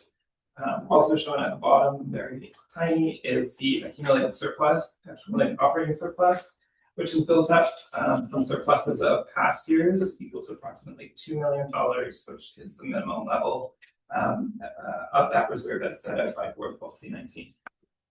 So this accumulated surplus is expected to remain at the $2 million mark going into the 26-27 budget year. So for 26-27, we are anticipating declining enrollment, along with unfunded budget pressures, such as the benefit costs that were alluded to earlier on tonight, and exempt staff wage increases. So without any increases in the government funding, these factors will put pressure on the 26-27 budget. So we will continue to monitor and bring updates back to the board on the 25-26 budget and how it's taking shape towards the end of the school year, as those will help inform decisions for the 26-27 budget. And then the final attachment that's included in your package is the implemented budget template that is being put forward for approval and will be submitted to the ministry once approved by the board. That is my summary. Pass back to the chair. Thank you, Amy. Questions, comments from trustees? Trustee Andres? Amy, I'm just curious about, I guess, that kind of mechanism for how or why money gets transferred to the Classroom Enhancement Fund. Because last year I saw that it was 9.42 million was the amount, and then this year there's that, it's a big jump, it seems to me, to 11.2 million. And can you just explain that in a little bit more detail, kind of why there's that large difference? I'll take that one, Mark. So Classroom Enhancement Fund, just for a little bit of background information, came with the restored language in 2016. And so for a number of years, government has been funding those differentials between the restored language and collective agreement class act maxes. This year, because of the growth in composition and also some slight growth in enrollment as well. We see additional claims that we were able to make. So basically, the Classroom Enhancement Fund is the delta or the difference between your school organizations based on if composition weren't factored in, and then what classroom organizations look like when composition is factored in. And so there's a differential between them. So as we see the number of compositions or students with designation increase, you will likely see a growth in that area. We have become also in the last couple of years better adept to making these claims. We brought in a consultant recently and have become a lot more confident in our claims. So in future, we won't have these adjustments that you're seeing mid-year. We have now a very good process between myself, the associate superintendent, and our clerical registration manager. That is a excellent process between us on how we work with schools and each other to make a claim going forward to government. And again, and it's difficult to predict in future years what this claim will necessarily be sitting here now. But what we can confidently share with you is that as we make our way through the budget process and bring you something in April, the information that we have preliminarily based on the number of students that are enrolled and the designations we are aware about will make that claim more solid for the September process that we put forward to government. Okay, thank you. If I may, Chair, I just had two more questions, kind of unrelated. Based on these numbers, then can we then safely say we won't be adding portables this year, and that would be something that is not going to be in our budget this year? This current budget encompasses 2 portables that are already placed for the current year enrollment. Rolling into next year, I think there's still some variables to be decided on classroom organizations and capacity at locations. We're confident in portables that should be incorporated now. Okay, thank you. So nothing is unexpected. It's coming in that way. Yeah. Okay, great. And I think my last question is more just a comment. I just wanted to raise this. So this is connected to Trustee Connolly's motion that was brought forward in October, and that we were successful in getting to be brought forward to the STA School Trustee Association AGM this year. And just wanting to note for people that we're missing $224,000 in funding from this budget for the Student and Family Affordability Fund. So we were not funded for that this year. And this was a really important source of revenue for our families for things like school fees and to participate in activities. And so I just wanted to flag people that this advocacy is ongoing by the district, but that is missed. Thank you. Yeah, thank you, Trustee Benavis, and thank you to Trustee Connolly also for bringing that forward initially. Any other comments, questions? Trustee Russell? Thank you very much for the update and for the comprehensive schedules 2 and 3. That was a delightful surprise. I feel like that's more breakdowns than we've had. Am I wrong? I don't know. You can just leave me with that. I wanted to just acknowledge the temptation to take advantage of these changes to sort of look at filling gaps created by underfunding, which we may all feel, but I think it's also just important to remember that some of the challenges we've gotten into have been where we are now. I think of pilot projects that come to an end, and I think of Storm Start, just things where there isn't long-term sustainable funding. So I think it's really important that these decisions are all grounded in what we know we can sustain long-term. So appreciate that. And then just in support of the transfer to local capital, that our local capital is, I think, for district of our size, relatively modest, and quite important for us to have the ability to address needs that come up. I think it was local capital fund that allowed us to pick up and purchase a nice corner lot that came for sale in adjacent to a school property once upon a time. So it just gives us a little bit of ability to be nimble. So Trustee Carlson? Thank you. A lot of work. I was reviewing the recent report from the BCA SBC. I had to look that up. BC Association of School Business Officials, which is basically an organization representing business officials like the secretary treasurers, HR, finance directors. One of the main themes this report raises is that across the province, the cost of delivering education from K to 12 is rising faster than our operating funding.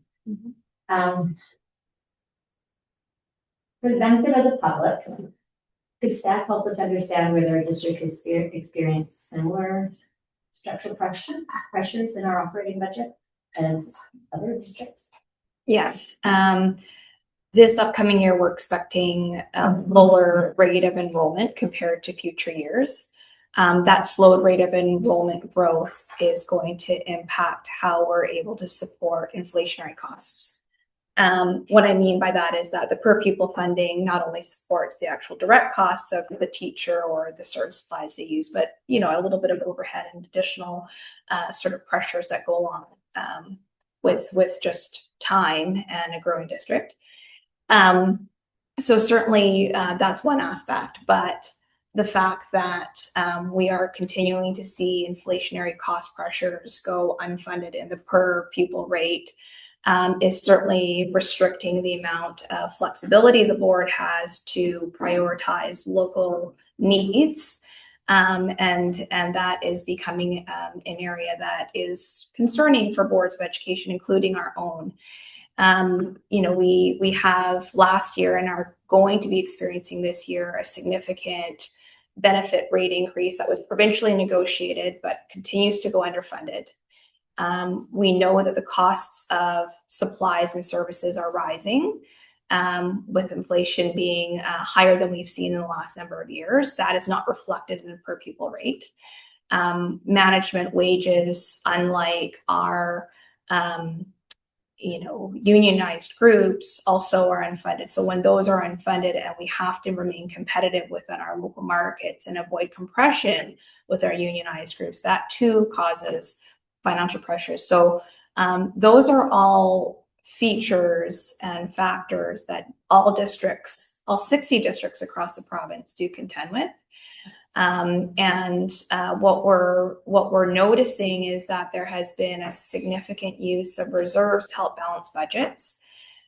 Those are one-time dollars. As those continue to reduce or become eliminated, that causes boards of education to have to make very difficult decisions at the local level on how we balance budgets.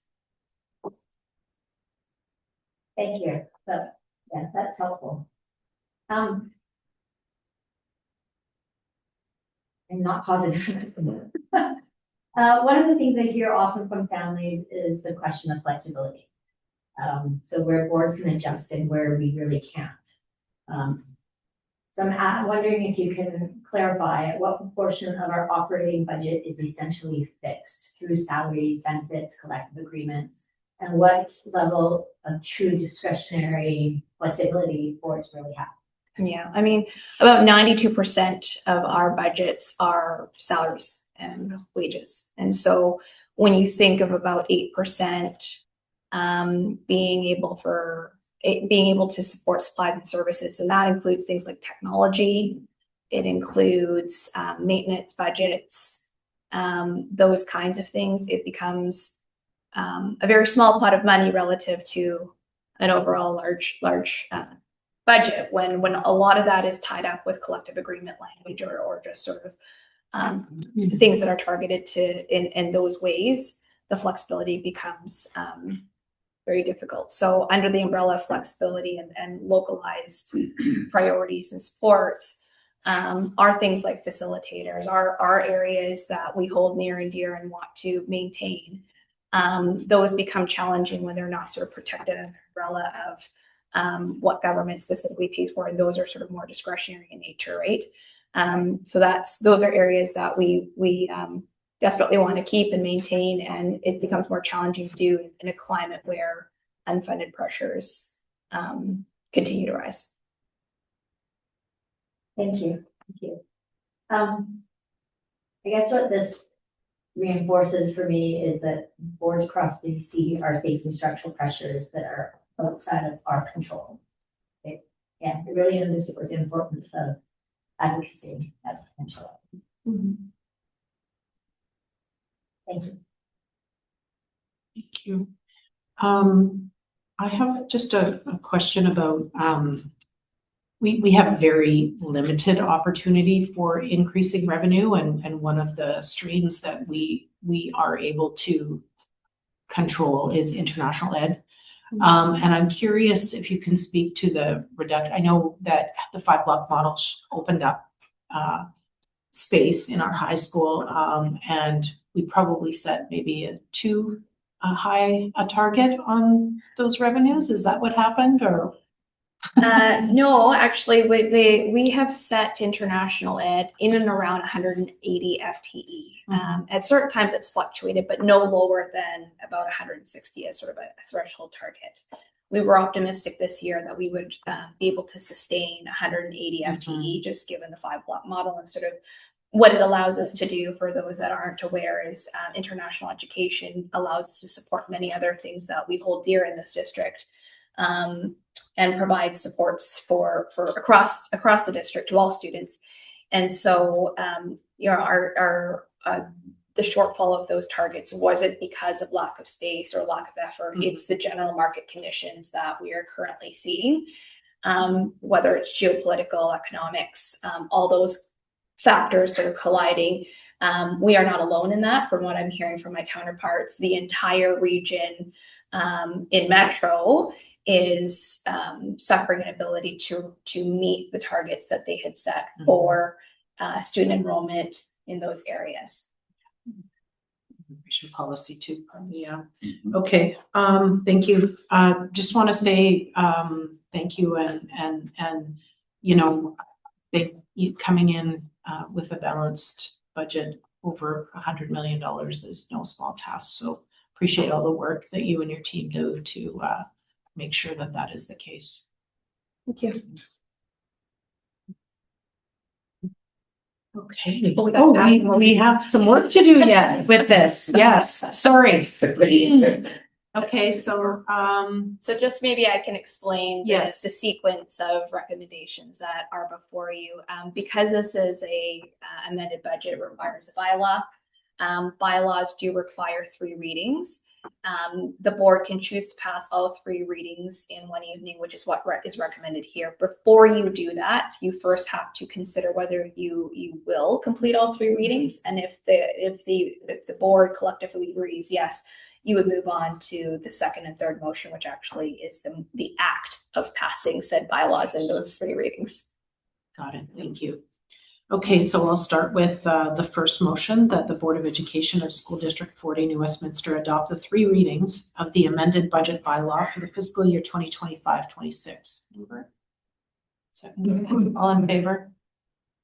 Okay, we are moving on. That the Board of Education of School District number 40 New Westminster approve first and second readings of the amended budget bylaw for the fiscal year 2025-26.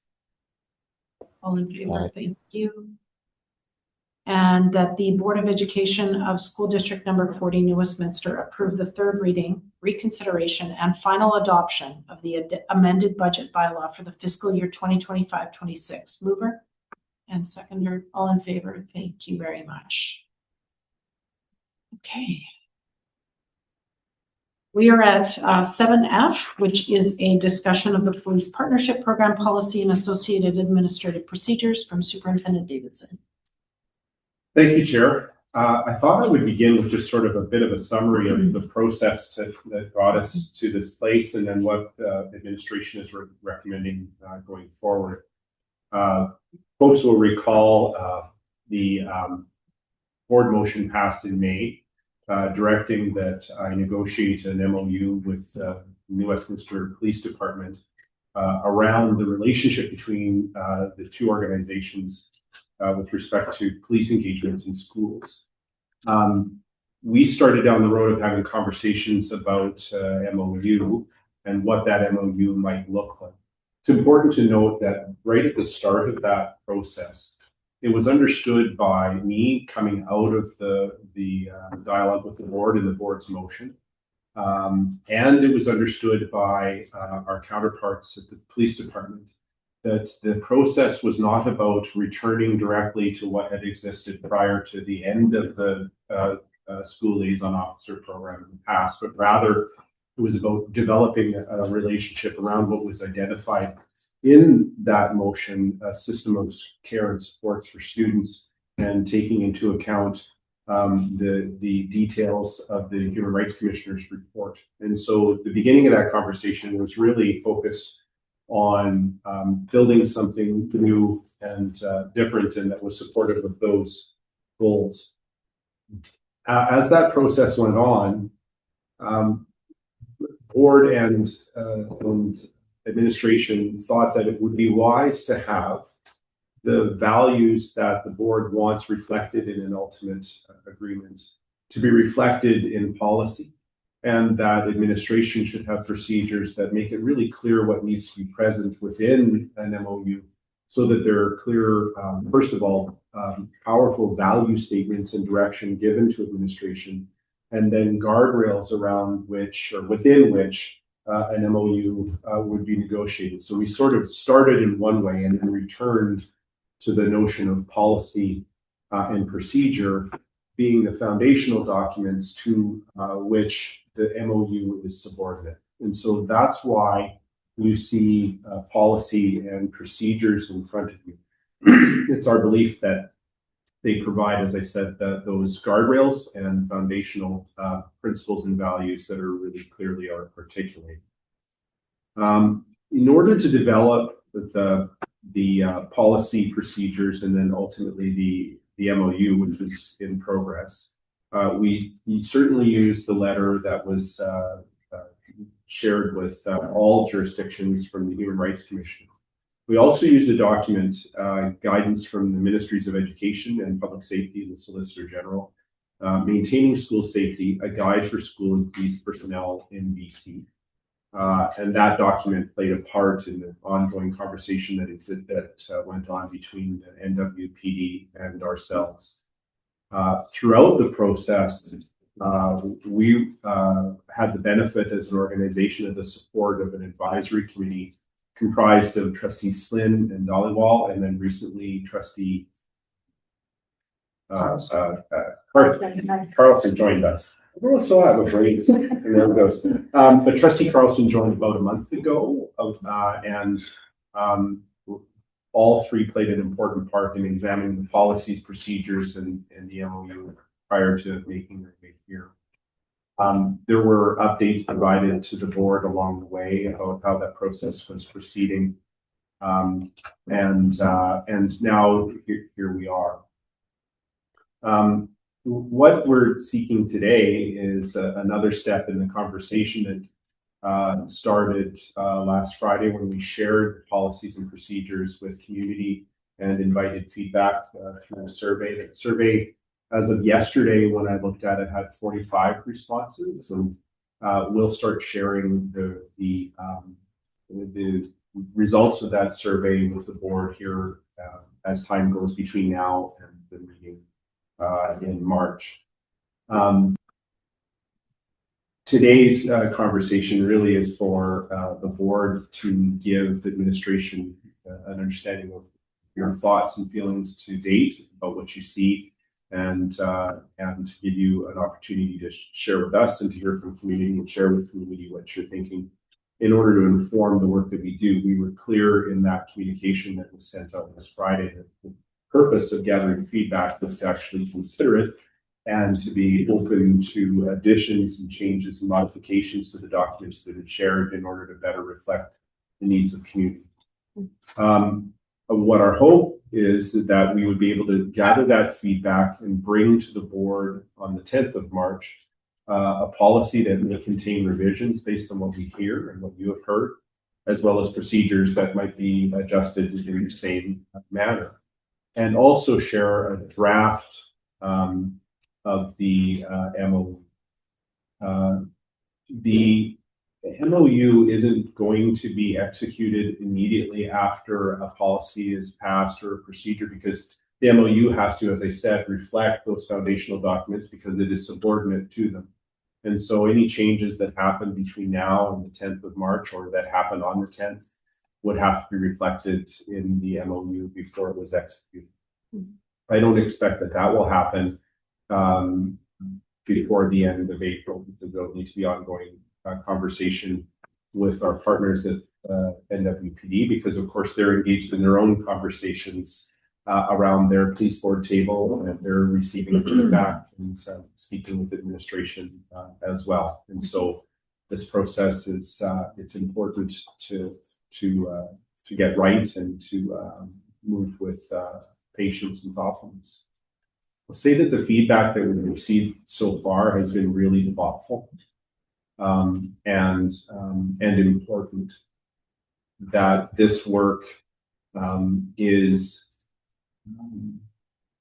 critical to community, most critical that we approach it with care and with caution, because for many in our community, the impact of getting it right can be greater than it is perhaps for others, and the impact of getting it wrong can be significantly worse.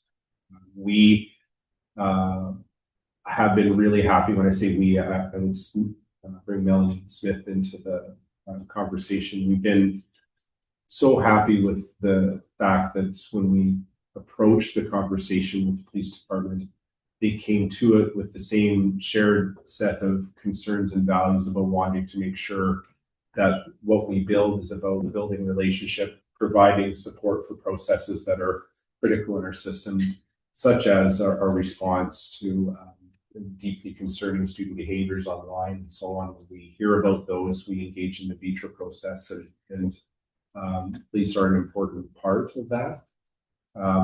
I was so pleased when the notion was brought forward that this be a group of members of the police department within the community policing unit that were trained with us, that learned with us about trauma-informed practice, that will participate, pardon me, in our emergency processes and help us craft them and judge how our drills go and be part of those processes, that their focus would be on providing presentations in schools and getting to know community and kids in a way that is all about helping. I hope that people see in the policy and procedure that there's nothing in the vision for this relationship that has any level of priority placed on police in our schools in an enforcement manner. The description of the roles and the procedure and the policy is about, as I said, those relationships. It's about participating in some critical work that we do. And it's about supporting young people as part of a coordinated system of care and supports. We'll also say that we had talked earlier about outcomes for learners, talking about graduation rates and outcomes for young people in our system. And someone had said that sometimes it is hard, I think it was Director Richter, sometimes it is hard to identify, you're identifying some of the things that you're doing, but it's hard to identify all of them at once. It's really important, I think, to remember that while we're having this conversation, we also recently had a conversation about now well fleshed out continuum of supports and services for young people in our district, from universal through to targeted around social emotional need, and developing a greater sense of continuity between what's done in classrooms at universal level, how CYW support children and youth, how counselors, family school liaison workers, and how we work in partnerships with other agencies for those who require targeted supports. This is a part of, it's not intended to solve problems. This is intended to be a partnership coupled with all the other partnerships and the services we provide in schools in order to serve kiddos. Really important also to note that within the procedure, it is very clear and repeated several times. One of the criticisms or comments that I heard is you repeat yourself. Yeah, because we wanted to make it really clear. We repeat ourselves to be clear. we are not asking police to play a part in discipline in schools. That rests with the staff of schools. Their job is to take care of young people and to ensure that every interaction is a learning interaction to care for people, to care for kids. And so I think that covers sort of where we've been. I see Trustee Slynn online and Trustee Carlson obviously is right here. And so if they would like to offer anything, that's great. And then Thank you. Trustee Slynn? Sure. Yeah, thank you so much. As Mark said, can you guys hear me? 1 second. A little low. We're going to adjust the volume. Okay. You try again? Yeah, can you hear me? Oh, it's just coming from the computer, I think. Hear anything? Turn up volume. Well, I feel like if I turn up this, it might feedback loop. Testing. I'm going to try that. Can you say something, Elliot? Testing. Hello? A little better. Yeah. Is that Okay, better? go ahead. Yeah. Oh, perfect. Yeah, sorry I couldn't be there this evening. I busted up my knee helping my sister move. But as the superintendent said, like Trustee Dollywall and myself and Trustee Carlson coming on, like we've put a lot of thought and effort and love, I think, into this MOU so that this partnership with the police department like isn't what it was and is future looking. And I know that there's a lot of community members that you may have feelings or concerns about its implementation, but I've like through the conversations we've had, I'm super confident in what the superintendent like the direction of this relationship and how it's being formed. So I don't really have much else to add from what he said, but I'm really looking forward to this rolling out. Thank you, Trustee Slynn. Trustee Carlson? Thank you. And thank you, Superintendent, for the context. You're correct that the motion I brought forward last year regarding the MOU was actually with the goal of working towards a new partnership. The framework was to be grounded in student safety, compassion, and alignment with our strategic plan. So like Superintendent Davidson stated, since then, staff and the committee have been doing the detailed work needed to bring forward the draft policy, the admin procedures, and the framework that are now being reviewed. So as confirmed, I did have an opportunity to participate as an alternate. I appreciated being able to contribute some constructive additions. I also want to provide some plain language clarity. Board policy establishes the government's direction. The administration procedures, they describe how that direction is implemented within the district. The MOU does not override board policy. It actually aligns with board policy, it aligns with the administration procedures and legislation, and it helps guide how the organizations work together in partnership. So the feedback that we're currently seeking is specifically on the policy and procedural framework that the board is responsible for. And I do recognize that for some families, the timeline for the feedback may feel quick. I appreciate the importance of ensuring that community voice is heard. I'm very encouraged that we've already have 45 replies. We know there are diverse perspectives in our community, and it's important that we listen carefully to all voices. For me, the focus remains clear. How we ensure our schools are safe, welcoming, and supportive for all students, while continuing to build trust and transparency with families as this work moves forward. Thank you. Okay, questions and comments. Trustee Connolly. I just want to thank you to the committee for the work that was done. Thank you to Trustee Carlson for bringing this motion forward. Thank you, Superintendent. I know you put a lot of time and energy into this. And I just, we have been asking teachers or expecting from teachers and admin to do things they should not have to be doing.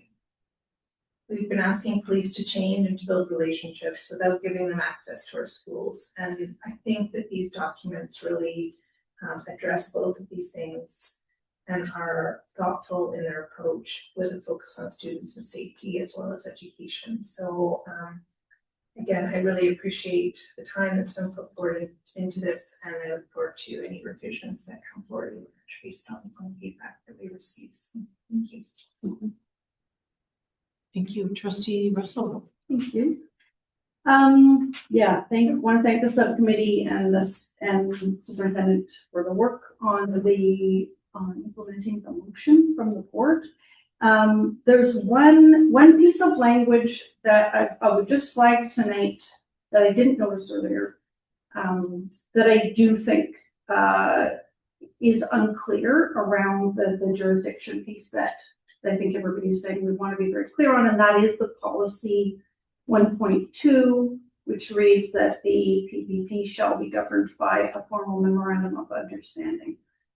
I don't think that wording aligns with the conversation we're having, and that I think the word governed should probably be a different word, such as implemented or operationalized. Superintendent? Yeah, I'd read that earlier today and actually suggested in a reply to a comment. There's governance, and then there's the sort of restricting, directing, and so on. And I think that was the way that language was intended to use. Easy to make the change to say that the MOU would be that it would be conducted in accordance with, as opposed to, it's absolutely. Thank you. That makes sense. Mm-hmm. And then if I can just make a few comments. And I look forward, first of all, really look forward to the feedback that is coming in and that will come in. It is no secret that I have a lot of reservations around a police presence in schools, and although of course support the decision that the board made. I want to just read out from a letter we received from a parent that I thought was particularly poignant and compelling, and it's from Tracy, who says, who is asking us to take a hard look at our stated objectives and our stated goals and values, which we absolutely all share here, and what the impact is going to be. And she reminds us that trauma-informed practice requires understanding that for many First Nations families, police are not neutral figures. She's asking us for, what is the data behind the decision, and is there data on crime or disorder having increased that led us to make this decision, and research that police presence do improve educational outcomes. I think it's important in our conversations that we tell the truth, that there is no data about crime or disorder increasing in our schools, and there is no evidence-based research that I'm aware of that's peer-reviewed that supports the claim that police involvement in schools is beneficial to kids at all. However, police are coming into our schools now, and that is happening in the absence of a partnership agreement at times, with some fairly devastating impacts that we've seen in real life. And there is a real appetite from our community for kids to have experiences with police officers, which I find challenging, but it is something that is valued by many of our members of our community. I am also reminded, I guess I just want to remind us, when we say that both sides of this partnership come in with the same values, I just think let's tell the truth. That is not true. Systems of policing are based in a carceral system where at the end of the day, if you don't have the results you want, the bad guy's arrested and is taken away out of community. That is not what we are doing in public education at all. We do not give up on kids, and we do not put kids away.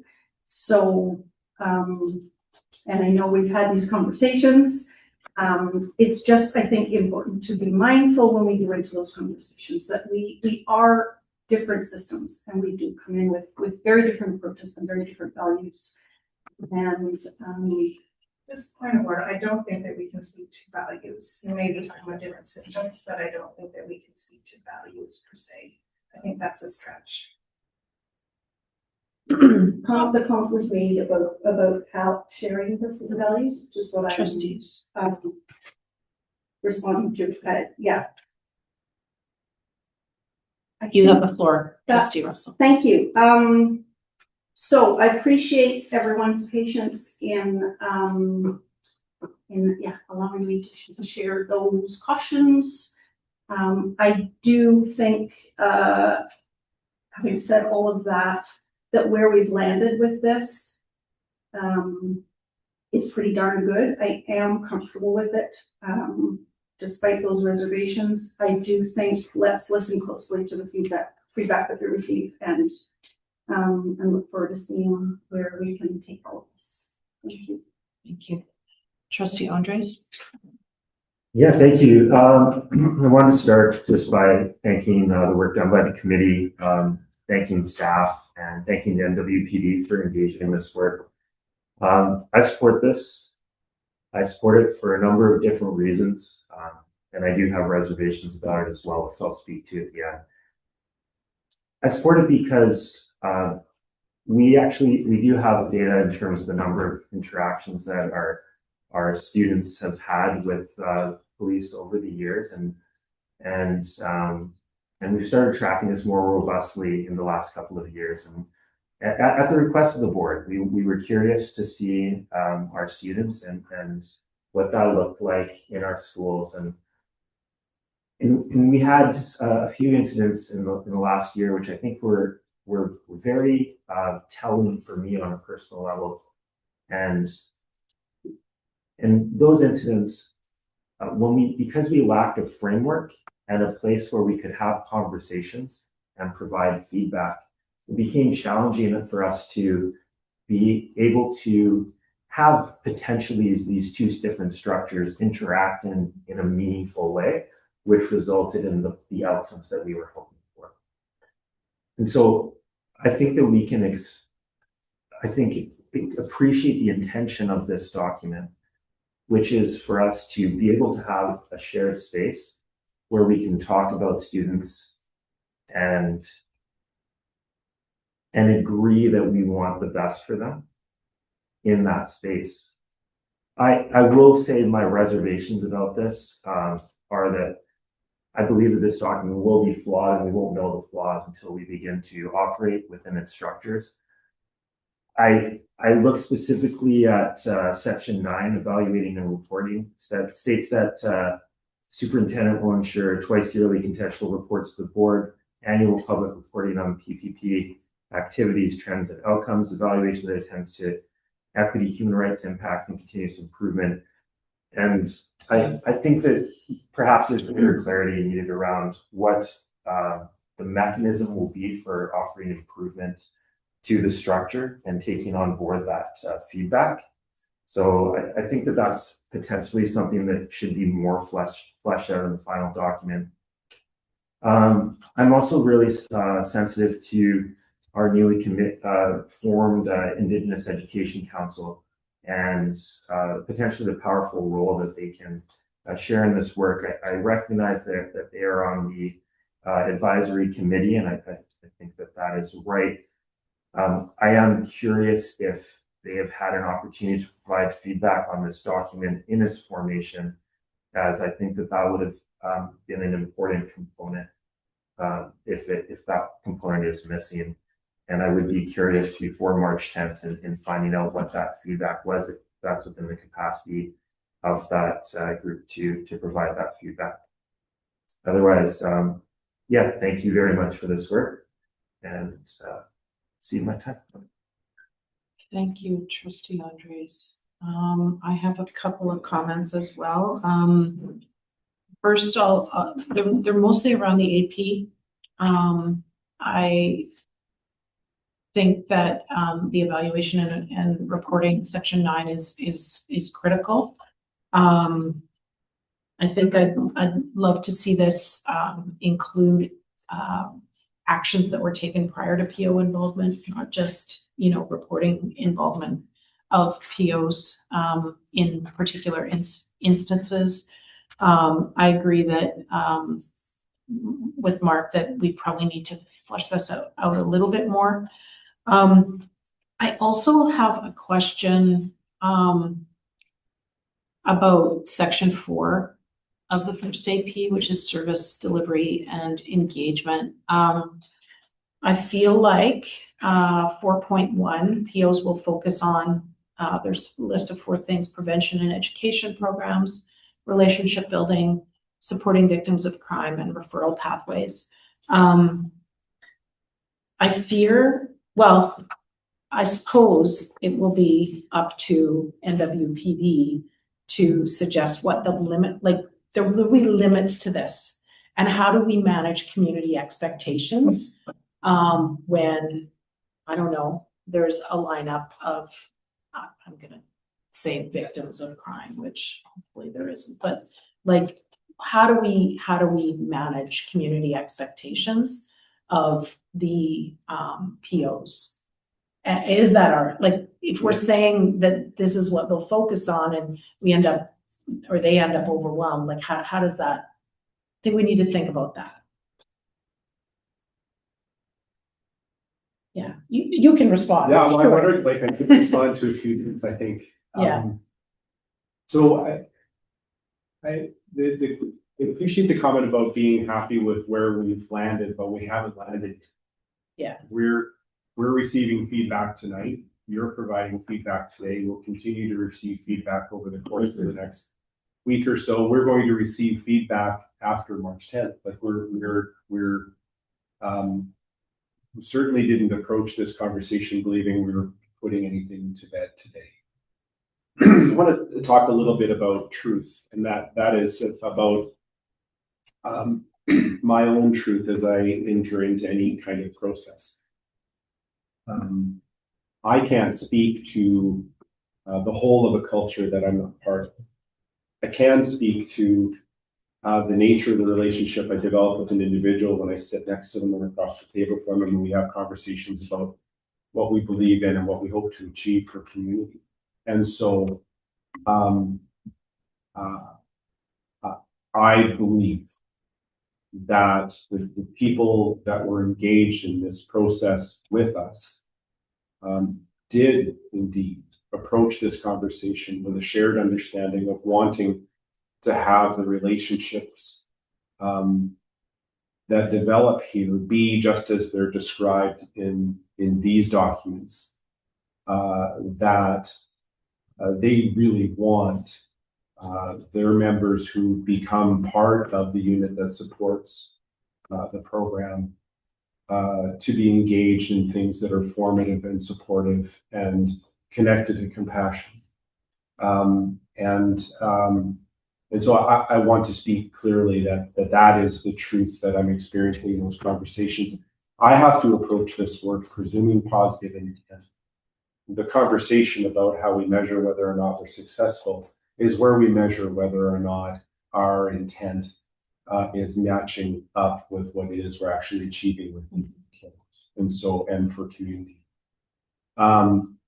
The draft MOU fleshes out the way we would arrive at measures and so on of success, and the advisory committee plays a critical role in developing those metrics. And that advisory committee is made up of a broad swath of people in the community. And I will also say, I've got the draft AP and policies open on my desktop.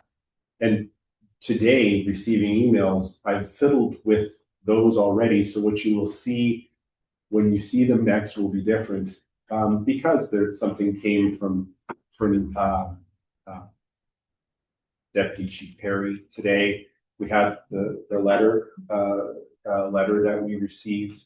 Also reading through the responses gave me ideas and thoughts about how to flesh out some of the pieces. And so this really is an ongoing work. The reason that twice yearly reporting piece is critical and that advisory group meets regular is that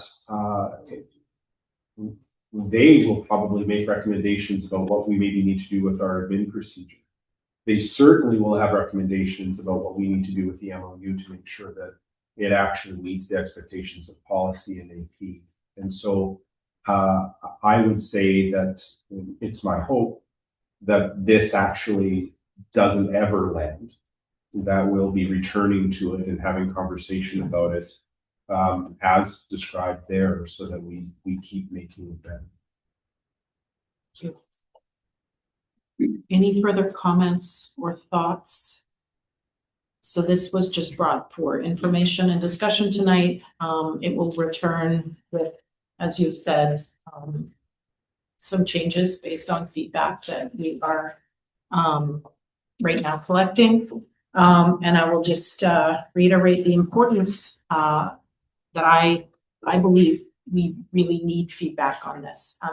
It is something that's very, very important to our community. And so for folks that haven't yet responded to the survey, it's open until March 3rd. And I would encourage you to share your thoughts. Okay. We're going to move on to agenda item number 8, which is old business. And we are bringing back the annual trustee remuneration review, which was tabled at our last meeting. Secretary of Treasury, you don't need to speak to it at this point. So we have a motion on the table that the Board of Education of School District number 40 New Westminster apply an increase of 3.68% to existing trustee remuneration effective July 1st, 2026 as per board policy 7.3. Do we have a mover? Yep, and a seconder? Thank you. Discussion? Yes, trustee Connolly. I would like to make an amendment to the motion to change the 3.68 to 3%.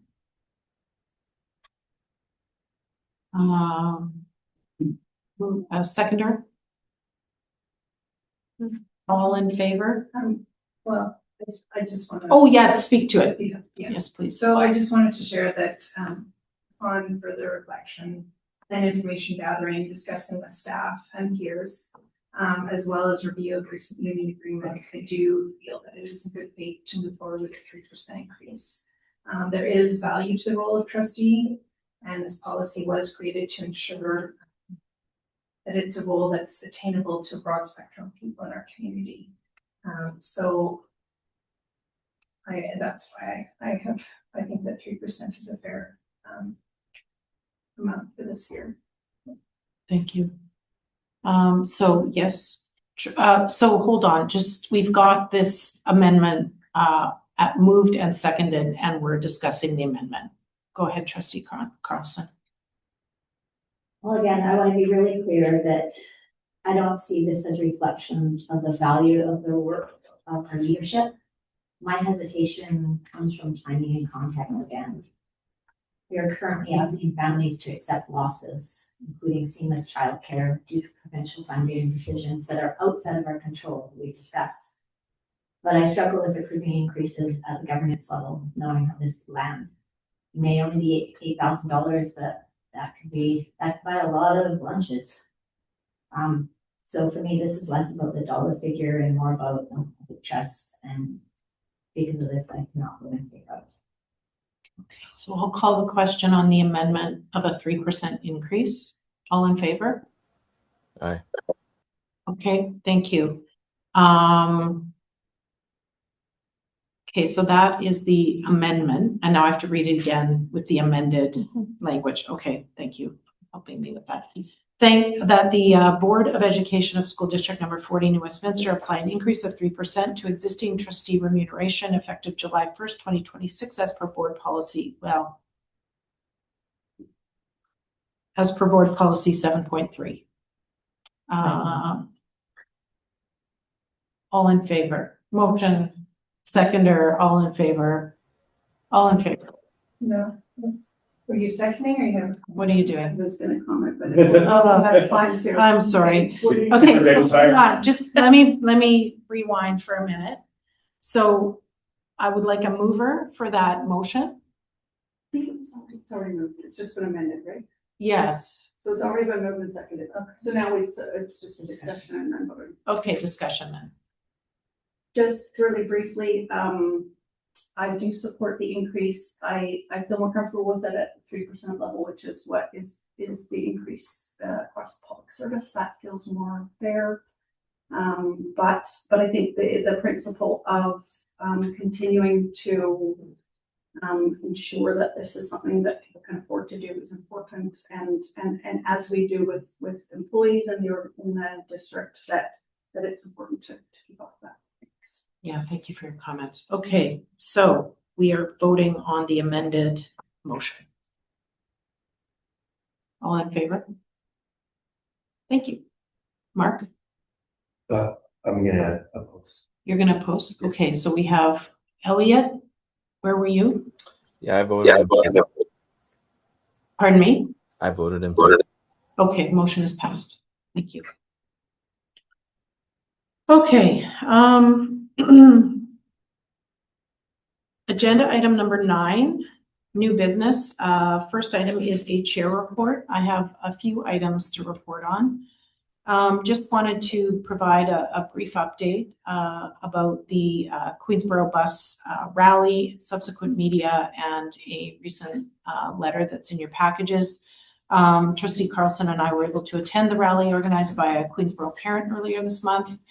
There were a handful of parents, about 40 or 50 students, as well as a number of political folks, decent amount of media coverage. And as you would have seen in your package, I also took the opportunity to send a second letter to the minister. The second item that I wanted to provide a quick update on is the policy review for boards of education that has been created with contributions from the BCSTA, the BCSSA, ASBO, BCP, VPA, and the ministry. So it's a big coordinated collaborative effort. The document outlines the process and guidelines for reviewing and modernizing policy manuals for boards of education. It emphasizes the importance of policies in ensuring effective governance, strategic oversight, accountability, and community engagement. What they're doing is recommending a 3-phase workflow. Phase 1 would see a review and update of foundational policies, archiving of outdated ones, and delegating operational policies to administrative procedures. Phase 2 would be updating remaining policies, and Phase 3 would create a work plan for ongoing policy review and updates. The document is quite comprehensive. It provides some detailed guidance for boards to ensure that policies are current, relevant, and aligned with legislative requirements and community needs, with a goal to complete that first phase by October 2026 and continue updates through 2030. With this update, with your support, I wanted to reach back out to Dr. Jordan Tinney, who we worked with for the superintendent evaluation and who we had identified as someone we wanted to continue working with, to discuss those next steps and determine how this new direction coming from the BCSTA aligns with our proposed next steps. I don't know if we need a motion. I just want to continue the conversation with Dr. Tinney. Yeah. Okay. I will do so, and I will now pass the floor over to Vice Chair Connolly to report on our board chair's call with Mr. Bear and Ma that she attended on my behalf. Well, I'm going to actually pass to the secretary. She has she partook in the same call and had some take notes and speak to some of the numbers. Happy to.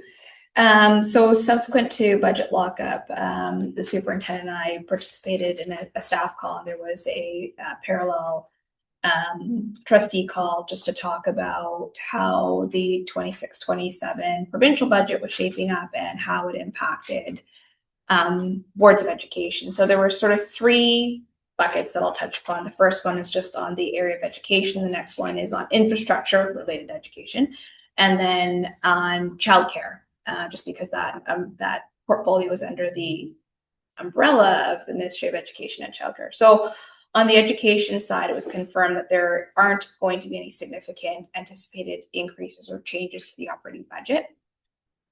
There is a $415 million lift provincially to the sector, with a large chunk of that mostly caused by unique student needs. So designated students, level 1, level 2, level 3 funding, that kind of thing.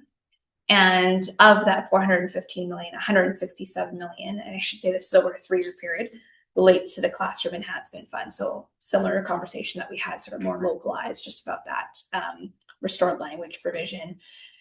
There was also talk about over the course of 3 years and for the entire sector for the province, a 15,000 staff reduction, again, not just education, but province-wide, to try to reduce the amount of staffing administratively in government.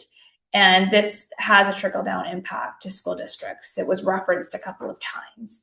Now, there wasn't any sort of indication or direction on what this would look like to districts, and ministry wasn't indicating at this time that it was going to direct us to make any sort of changes for the upcoming year, but it did signal to start thinking about what that could mean or look like going forward. So that was sort of the education piece. On the infrastructure piece, we were cautioned to significantly temper any expectations on capital projects. So again, very, I think, limited approvals that are going to come through the pipe over the next couple of years, and the envelope wasn't increased for project budgets. In compensation for that, if there is some, they are looking to increase our annual facilities grant. So those are the annual budgets that districts get to sort of deal with the deferred maintenance and general upkeep of our schools. For perspective, that's really only about $1.4 million for our district each year. So that'll go up a bit, but we don't know how much at this time until the grant announcements come out in March. On the childcare side of things, there was a signal that the $10 a day childcare program was going to continue, but they weren't going to intake any more new providers at this time. They were going to sort of, I guess, see how things percolate, reassess that whole situation. And instead, they are looking to shift focus to expanding before and after care on school grounds. They referenced some investment, but there have been no details yet about what that means. I think there's some technical briefing calls in the next couple of weeks with childcare leads about what that could look like. So we'll be awaiting to hear any further details on that. But on a positive note, the early learning and childcare lead funding, that was a pilot for 3 years, is confirmed to continue for 1 more year. So that pretty much concluded the updates related to education and the related branches that they oversee, including childcare. Happy to answer questions, but that really was sort of limited to the writing technical briefing that we got. I will just add, because they're on 2 separate calls, that the minister expressed that safety is the one priority, and she also stated that has been since she took over the portfolio. With regards to before and after, there was mention of a $5 million fund for a pilot program to support expanded before and after school care on school sites. But we're still awaiting information, and I believe those are some of those technical calls. And then just the focus on schools as community hubs that are our main focus going forward. Thank you. Any questions or comments about the chair report? Okay. That brings us to agenda item number 10, trustee reports. Does anybody have a report they'd like to share? Trustee Russell? Yeah, I'll just really briefly report out from my PACs. Attended the FW Howie PAC on February 2nd. mostly to discuss the voluntary extension of elementary enrollment at that elementary school to grade 6. We had a really good discussion, and there's some questions around what that means and sort of what information will families and students have at what time in order to make that decision about whether they want to stay at Howie or make the move to Glenbrook. Had a similar conversation at Connaught Pack, which is in this one of the same cluster of 3 schools where there is this voluntary extension of students who will have the option of staying for grade 6 next year. Also similar questions and maybe a little bit more concern around just wanting to understand what that would look like and kind of who would the teacher be and would it be a split class? And of course, we just can't answer those questions until really September when enrollment is finalized.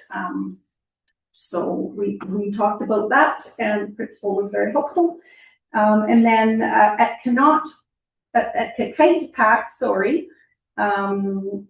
had some good discussions and there was some lovely news around a grade 5 floor hockey tournament that is happening, has maybe now happened and sounded amazing. Sweet. Okay. Preparations for the district track meet, which I know is a big win for families and teachers involved, because that's something that we haven't had for quite a while. I think it's the 2nd year of that. And then there are some traffic changes happening from the city to Merivale and 3rd Avenue streets that were relevant to the school and folks were optimistic about. And then I attended the DPAC meeting for February because we rotate those and just mainly highlighted all of the consultations that are going on right now. DPAC shared a resource that I wanted to mention, which for teachers, because Ramadan started on Tuesday, last week, Ramadan started, and there was a resource to teachers to understand and support their students who are fasting, which I thought was really cool. And then just lastly, those of us with students graduating this year, a reminder of the Dry Grad Pub Night on Thursday. Thank you, Trustee Russell.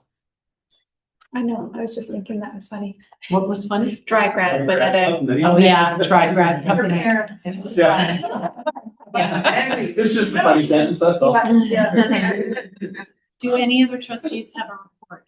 Trustee Andres.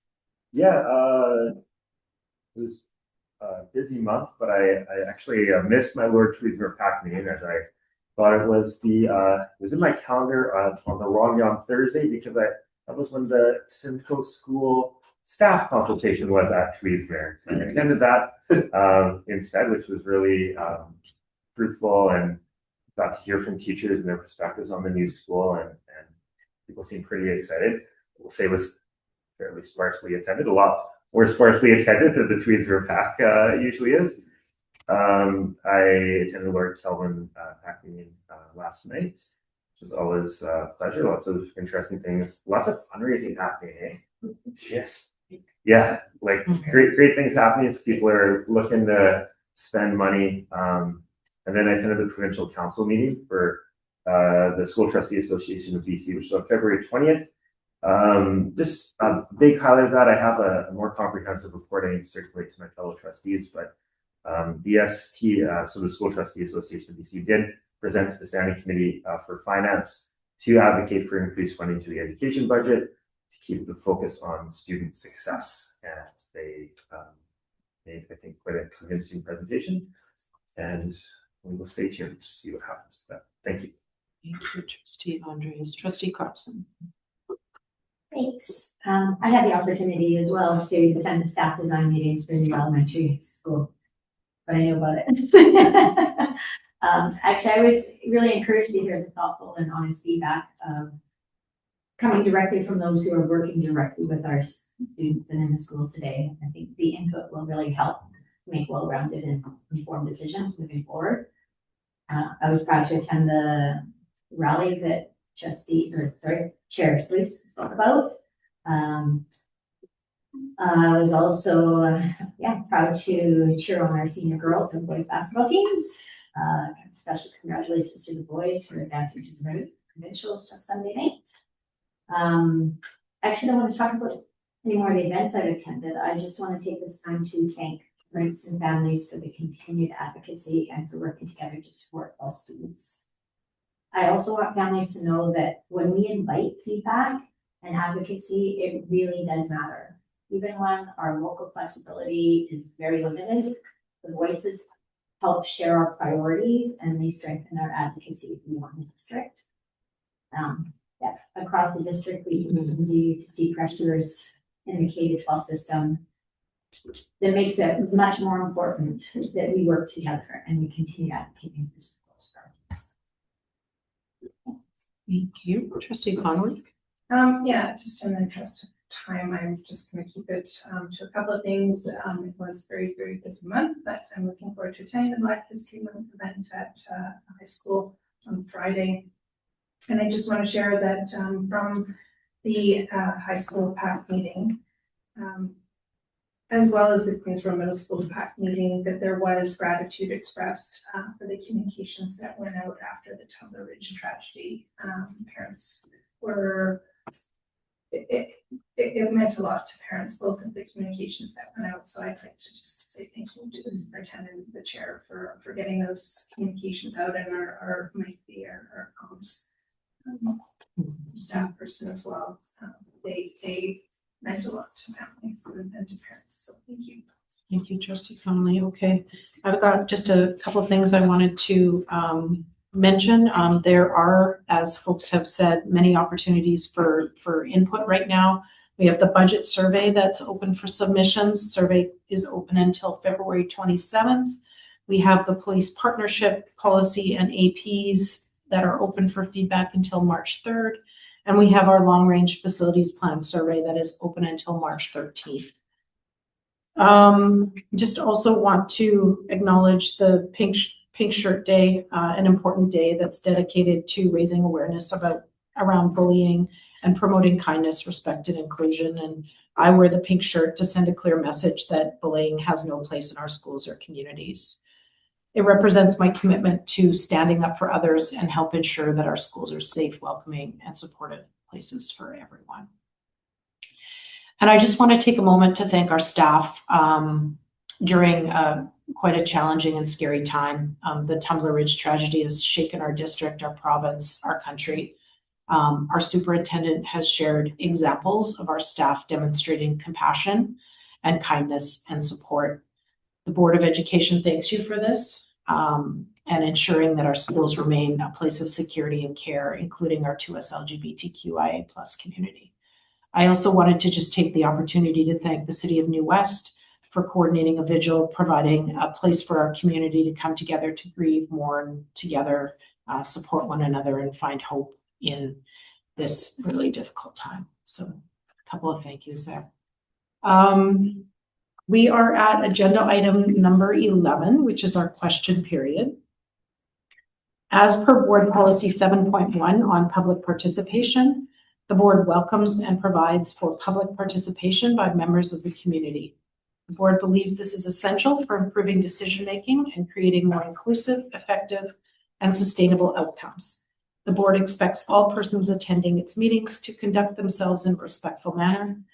Members of the public may ask a question and seek clarity on matters that arose during the board meeting. The time limit for comments or questions shall be 3 minutes, excluding any responses to questions from trustees. Feel free to raise your hand online if you are interested in participating in question period.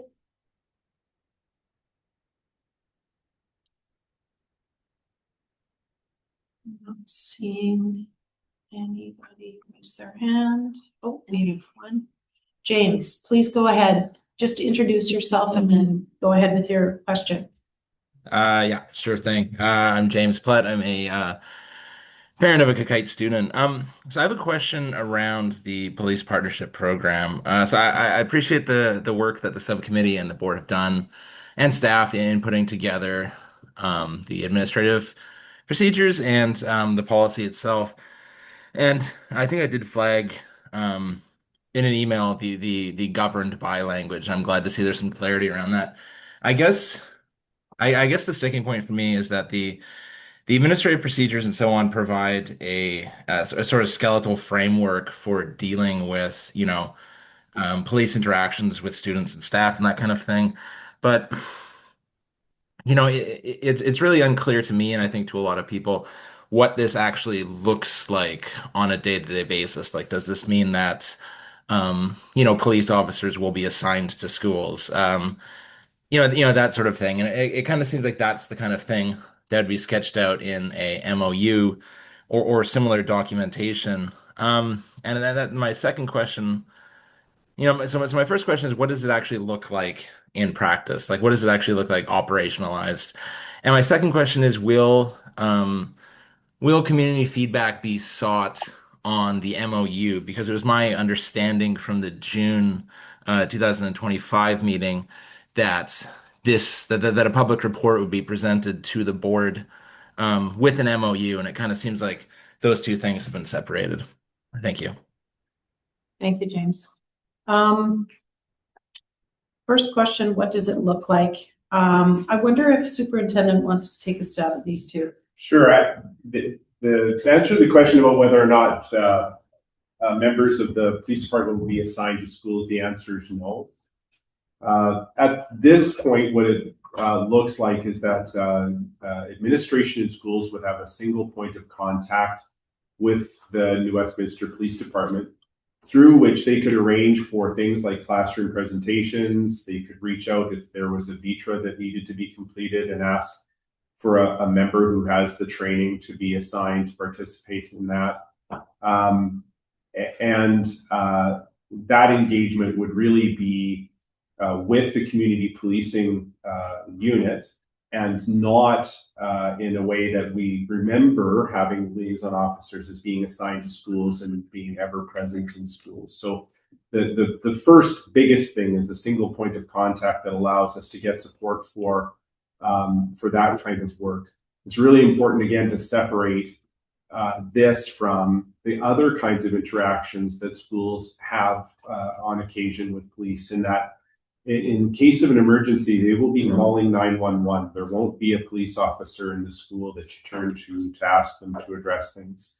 If kids get in trouble with the law, 99% of the time, it's not going to be because the school reached out to someone in that group. It will be come to them through the methods that it already comes. It's clearly articulated that police officers are not supposed to function as an extension of administration, nor are they to be part of the discipline process. A police officer, though, is always a police officer, so they can't ignore a dangerous thing when it's happening. That would be an extremely rare moment of that kind of direct action policing. So that's the sort of broad strokes of what it looks like. It's going to evolve, though, in that we're starting from scratch in terms of the training that happens. And so we have to bring everyone together and get them trained in the same processes that we use in school, that we want to use in, like, our VITRA protocol, for example. Everybody needs to be trained in how to conduct their roles within that. And so until that's done, we may just be starting with presentations and working our way through to a deeper level of engagement. Thank you, Superintendent. And then the second question was around, will community be consulted on an MOU? And I don't believe that would be the direction we would go. I mean, the people will see the MOU when we present, and it will be a draft in March, because we're not able to really get to completion until the police board has had a chance to have a look at it again in April. And so because it's a draft, I'm sure that we will receive feedback. Thank you. Thank you. Okay. I don't see any other hands online. Anybody in the room wish to come and participate in question review?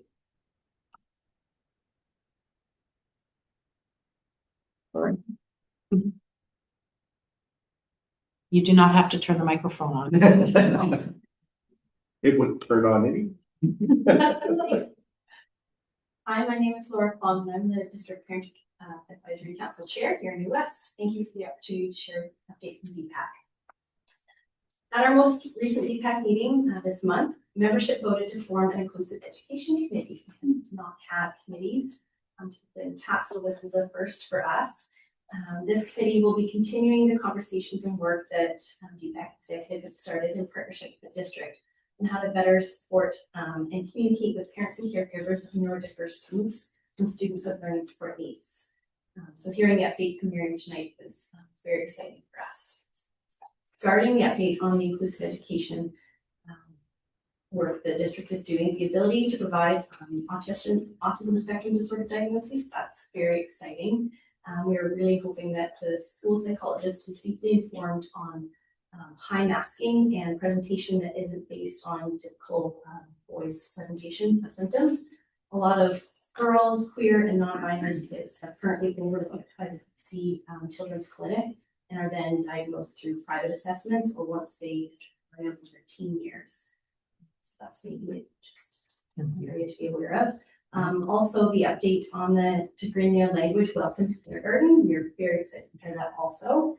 Big thank you to Miriam for putting that on. I was sitting there, sent a quick text to Joanna, and she's over the moon with that update tonight.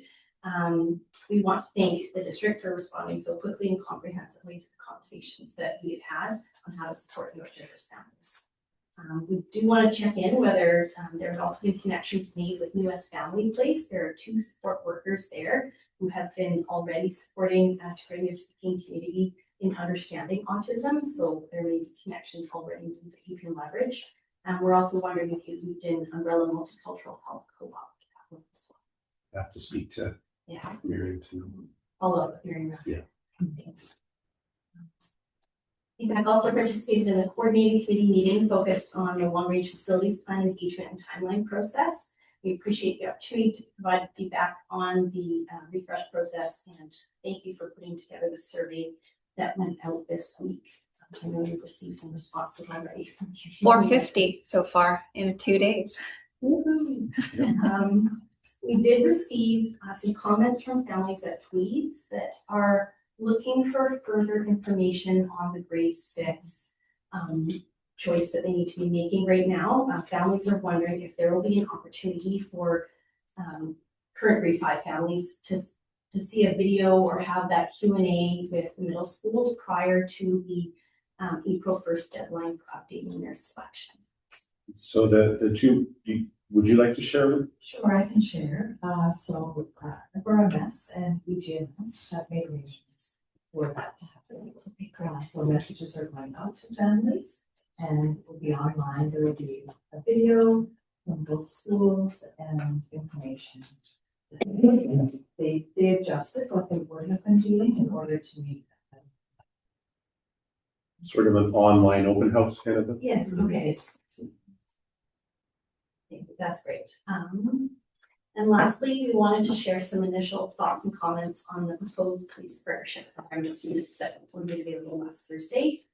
Like any significant topic that touches lives deeply, there is no consensus among families regarding the topic of police in schools. However, we have reviewed the draft policy and APs and want to share what we think are some of the benefits that we were looking for this partnership to provide, and some areas that we have some questions and potential gaps that we've identified. We also have a longer list of questions that are a little bit more into the weeds that we will be sending in a written format. We did review the proposed policy and draft APs in comparison with the 2021 State of School Fees on Programs paper by Dr. Kanika Samuels-Wortley, and also gets a letter from the Human Rights Commissioner on student fees programs. We are very glad to see that the proposed policy and APs take a human rights centered approach.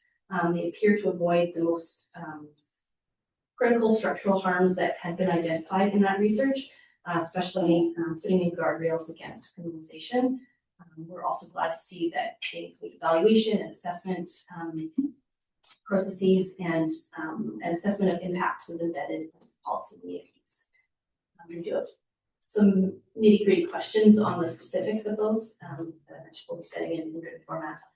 Right now, we have one question that we would like to ask, and if can the board and the district clarify where and how any input from the Indigenous Education Council, Indigenous partners in our communities such as Kite First Nation or Spirit of the Children, and any local settlement and integration organizations like Mosaic, were they informed of the development of the policy in the APs, if these are consulted with, how is that consultation feedback incorporated and reflected in the final drafts, and are they going to be included in engagement on the MOU development? So in the process of developing the policy and the procedures, no. Inside the AP and then inside the MOU, we attempt to capture the IEC, other underrepresented folks among students who are part of the advisory committee, as well as among adults who are part of the advisory committee. There was recommendation today as well that the representation on that advisory committee should include Indigenous people who are not connected to the IEC, because the IEC is a very small group of folks. And so in the process thus far, no. The process moving forward in working through the MOU through to completion, yes. And then once the MOU is established, it's in the AP and it's also in the MOU. There's a critical role for to us LGBTQIA plus folks, Indigenous people, folks with disabilities, so a broad range of folks to be included in the advisory committee. One of the things that we're grappling with at this point is that we want that committee to participate in developing the data gathering instruments and helping us consider what data is important to report to the police board, to the orientation to the public, because their perspectives are going to be pretty critically important in developing those questions and in telling us whether or not the work that we're doing within the partnership is supportive of or damaging to the communities.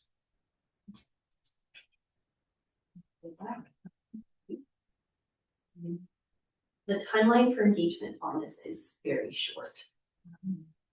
We do know there has been a lot of work put into these foundational documents to date. However, the decision to introduce police back into our school communities is a significant one, and we think the engagement opportunity should match that significance.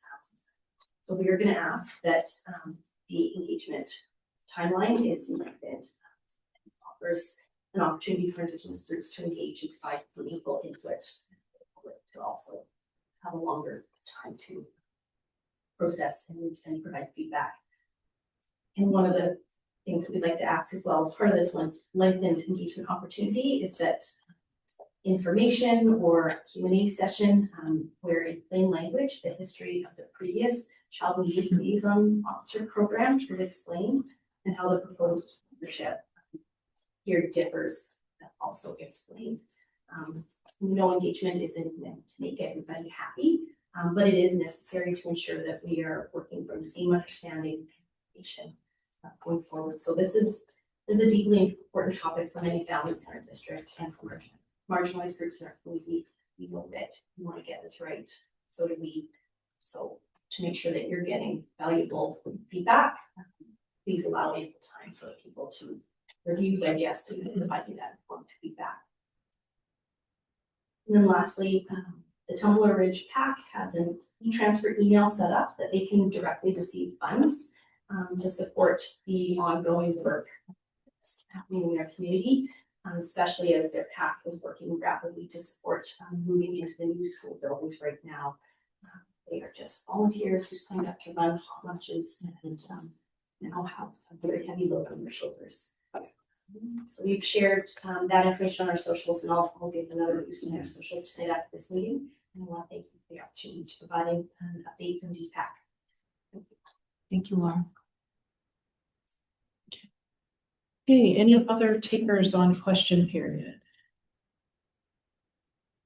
We will move on to agenda item number 12, notice of meetings. We will meet again in 2 weeks for our open meeting on Tuesday, March 10th at 6 p.m. And finally, we have a reporting out from in-camera board meeting. We're just noting a record of the January 27th in-camera meeting. And we are at adjournment. Do I have a motion to adjourn? Seconded, all in favor? And just a reminder, trustees, we're staying for to complete our in-camera meeting. So thank you, everyone. Take care.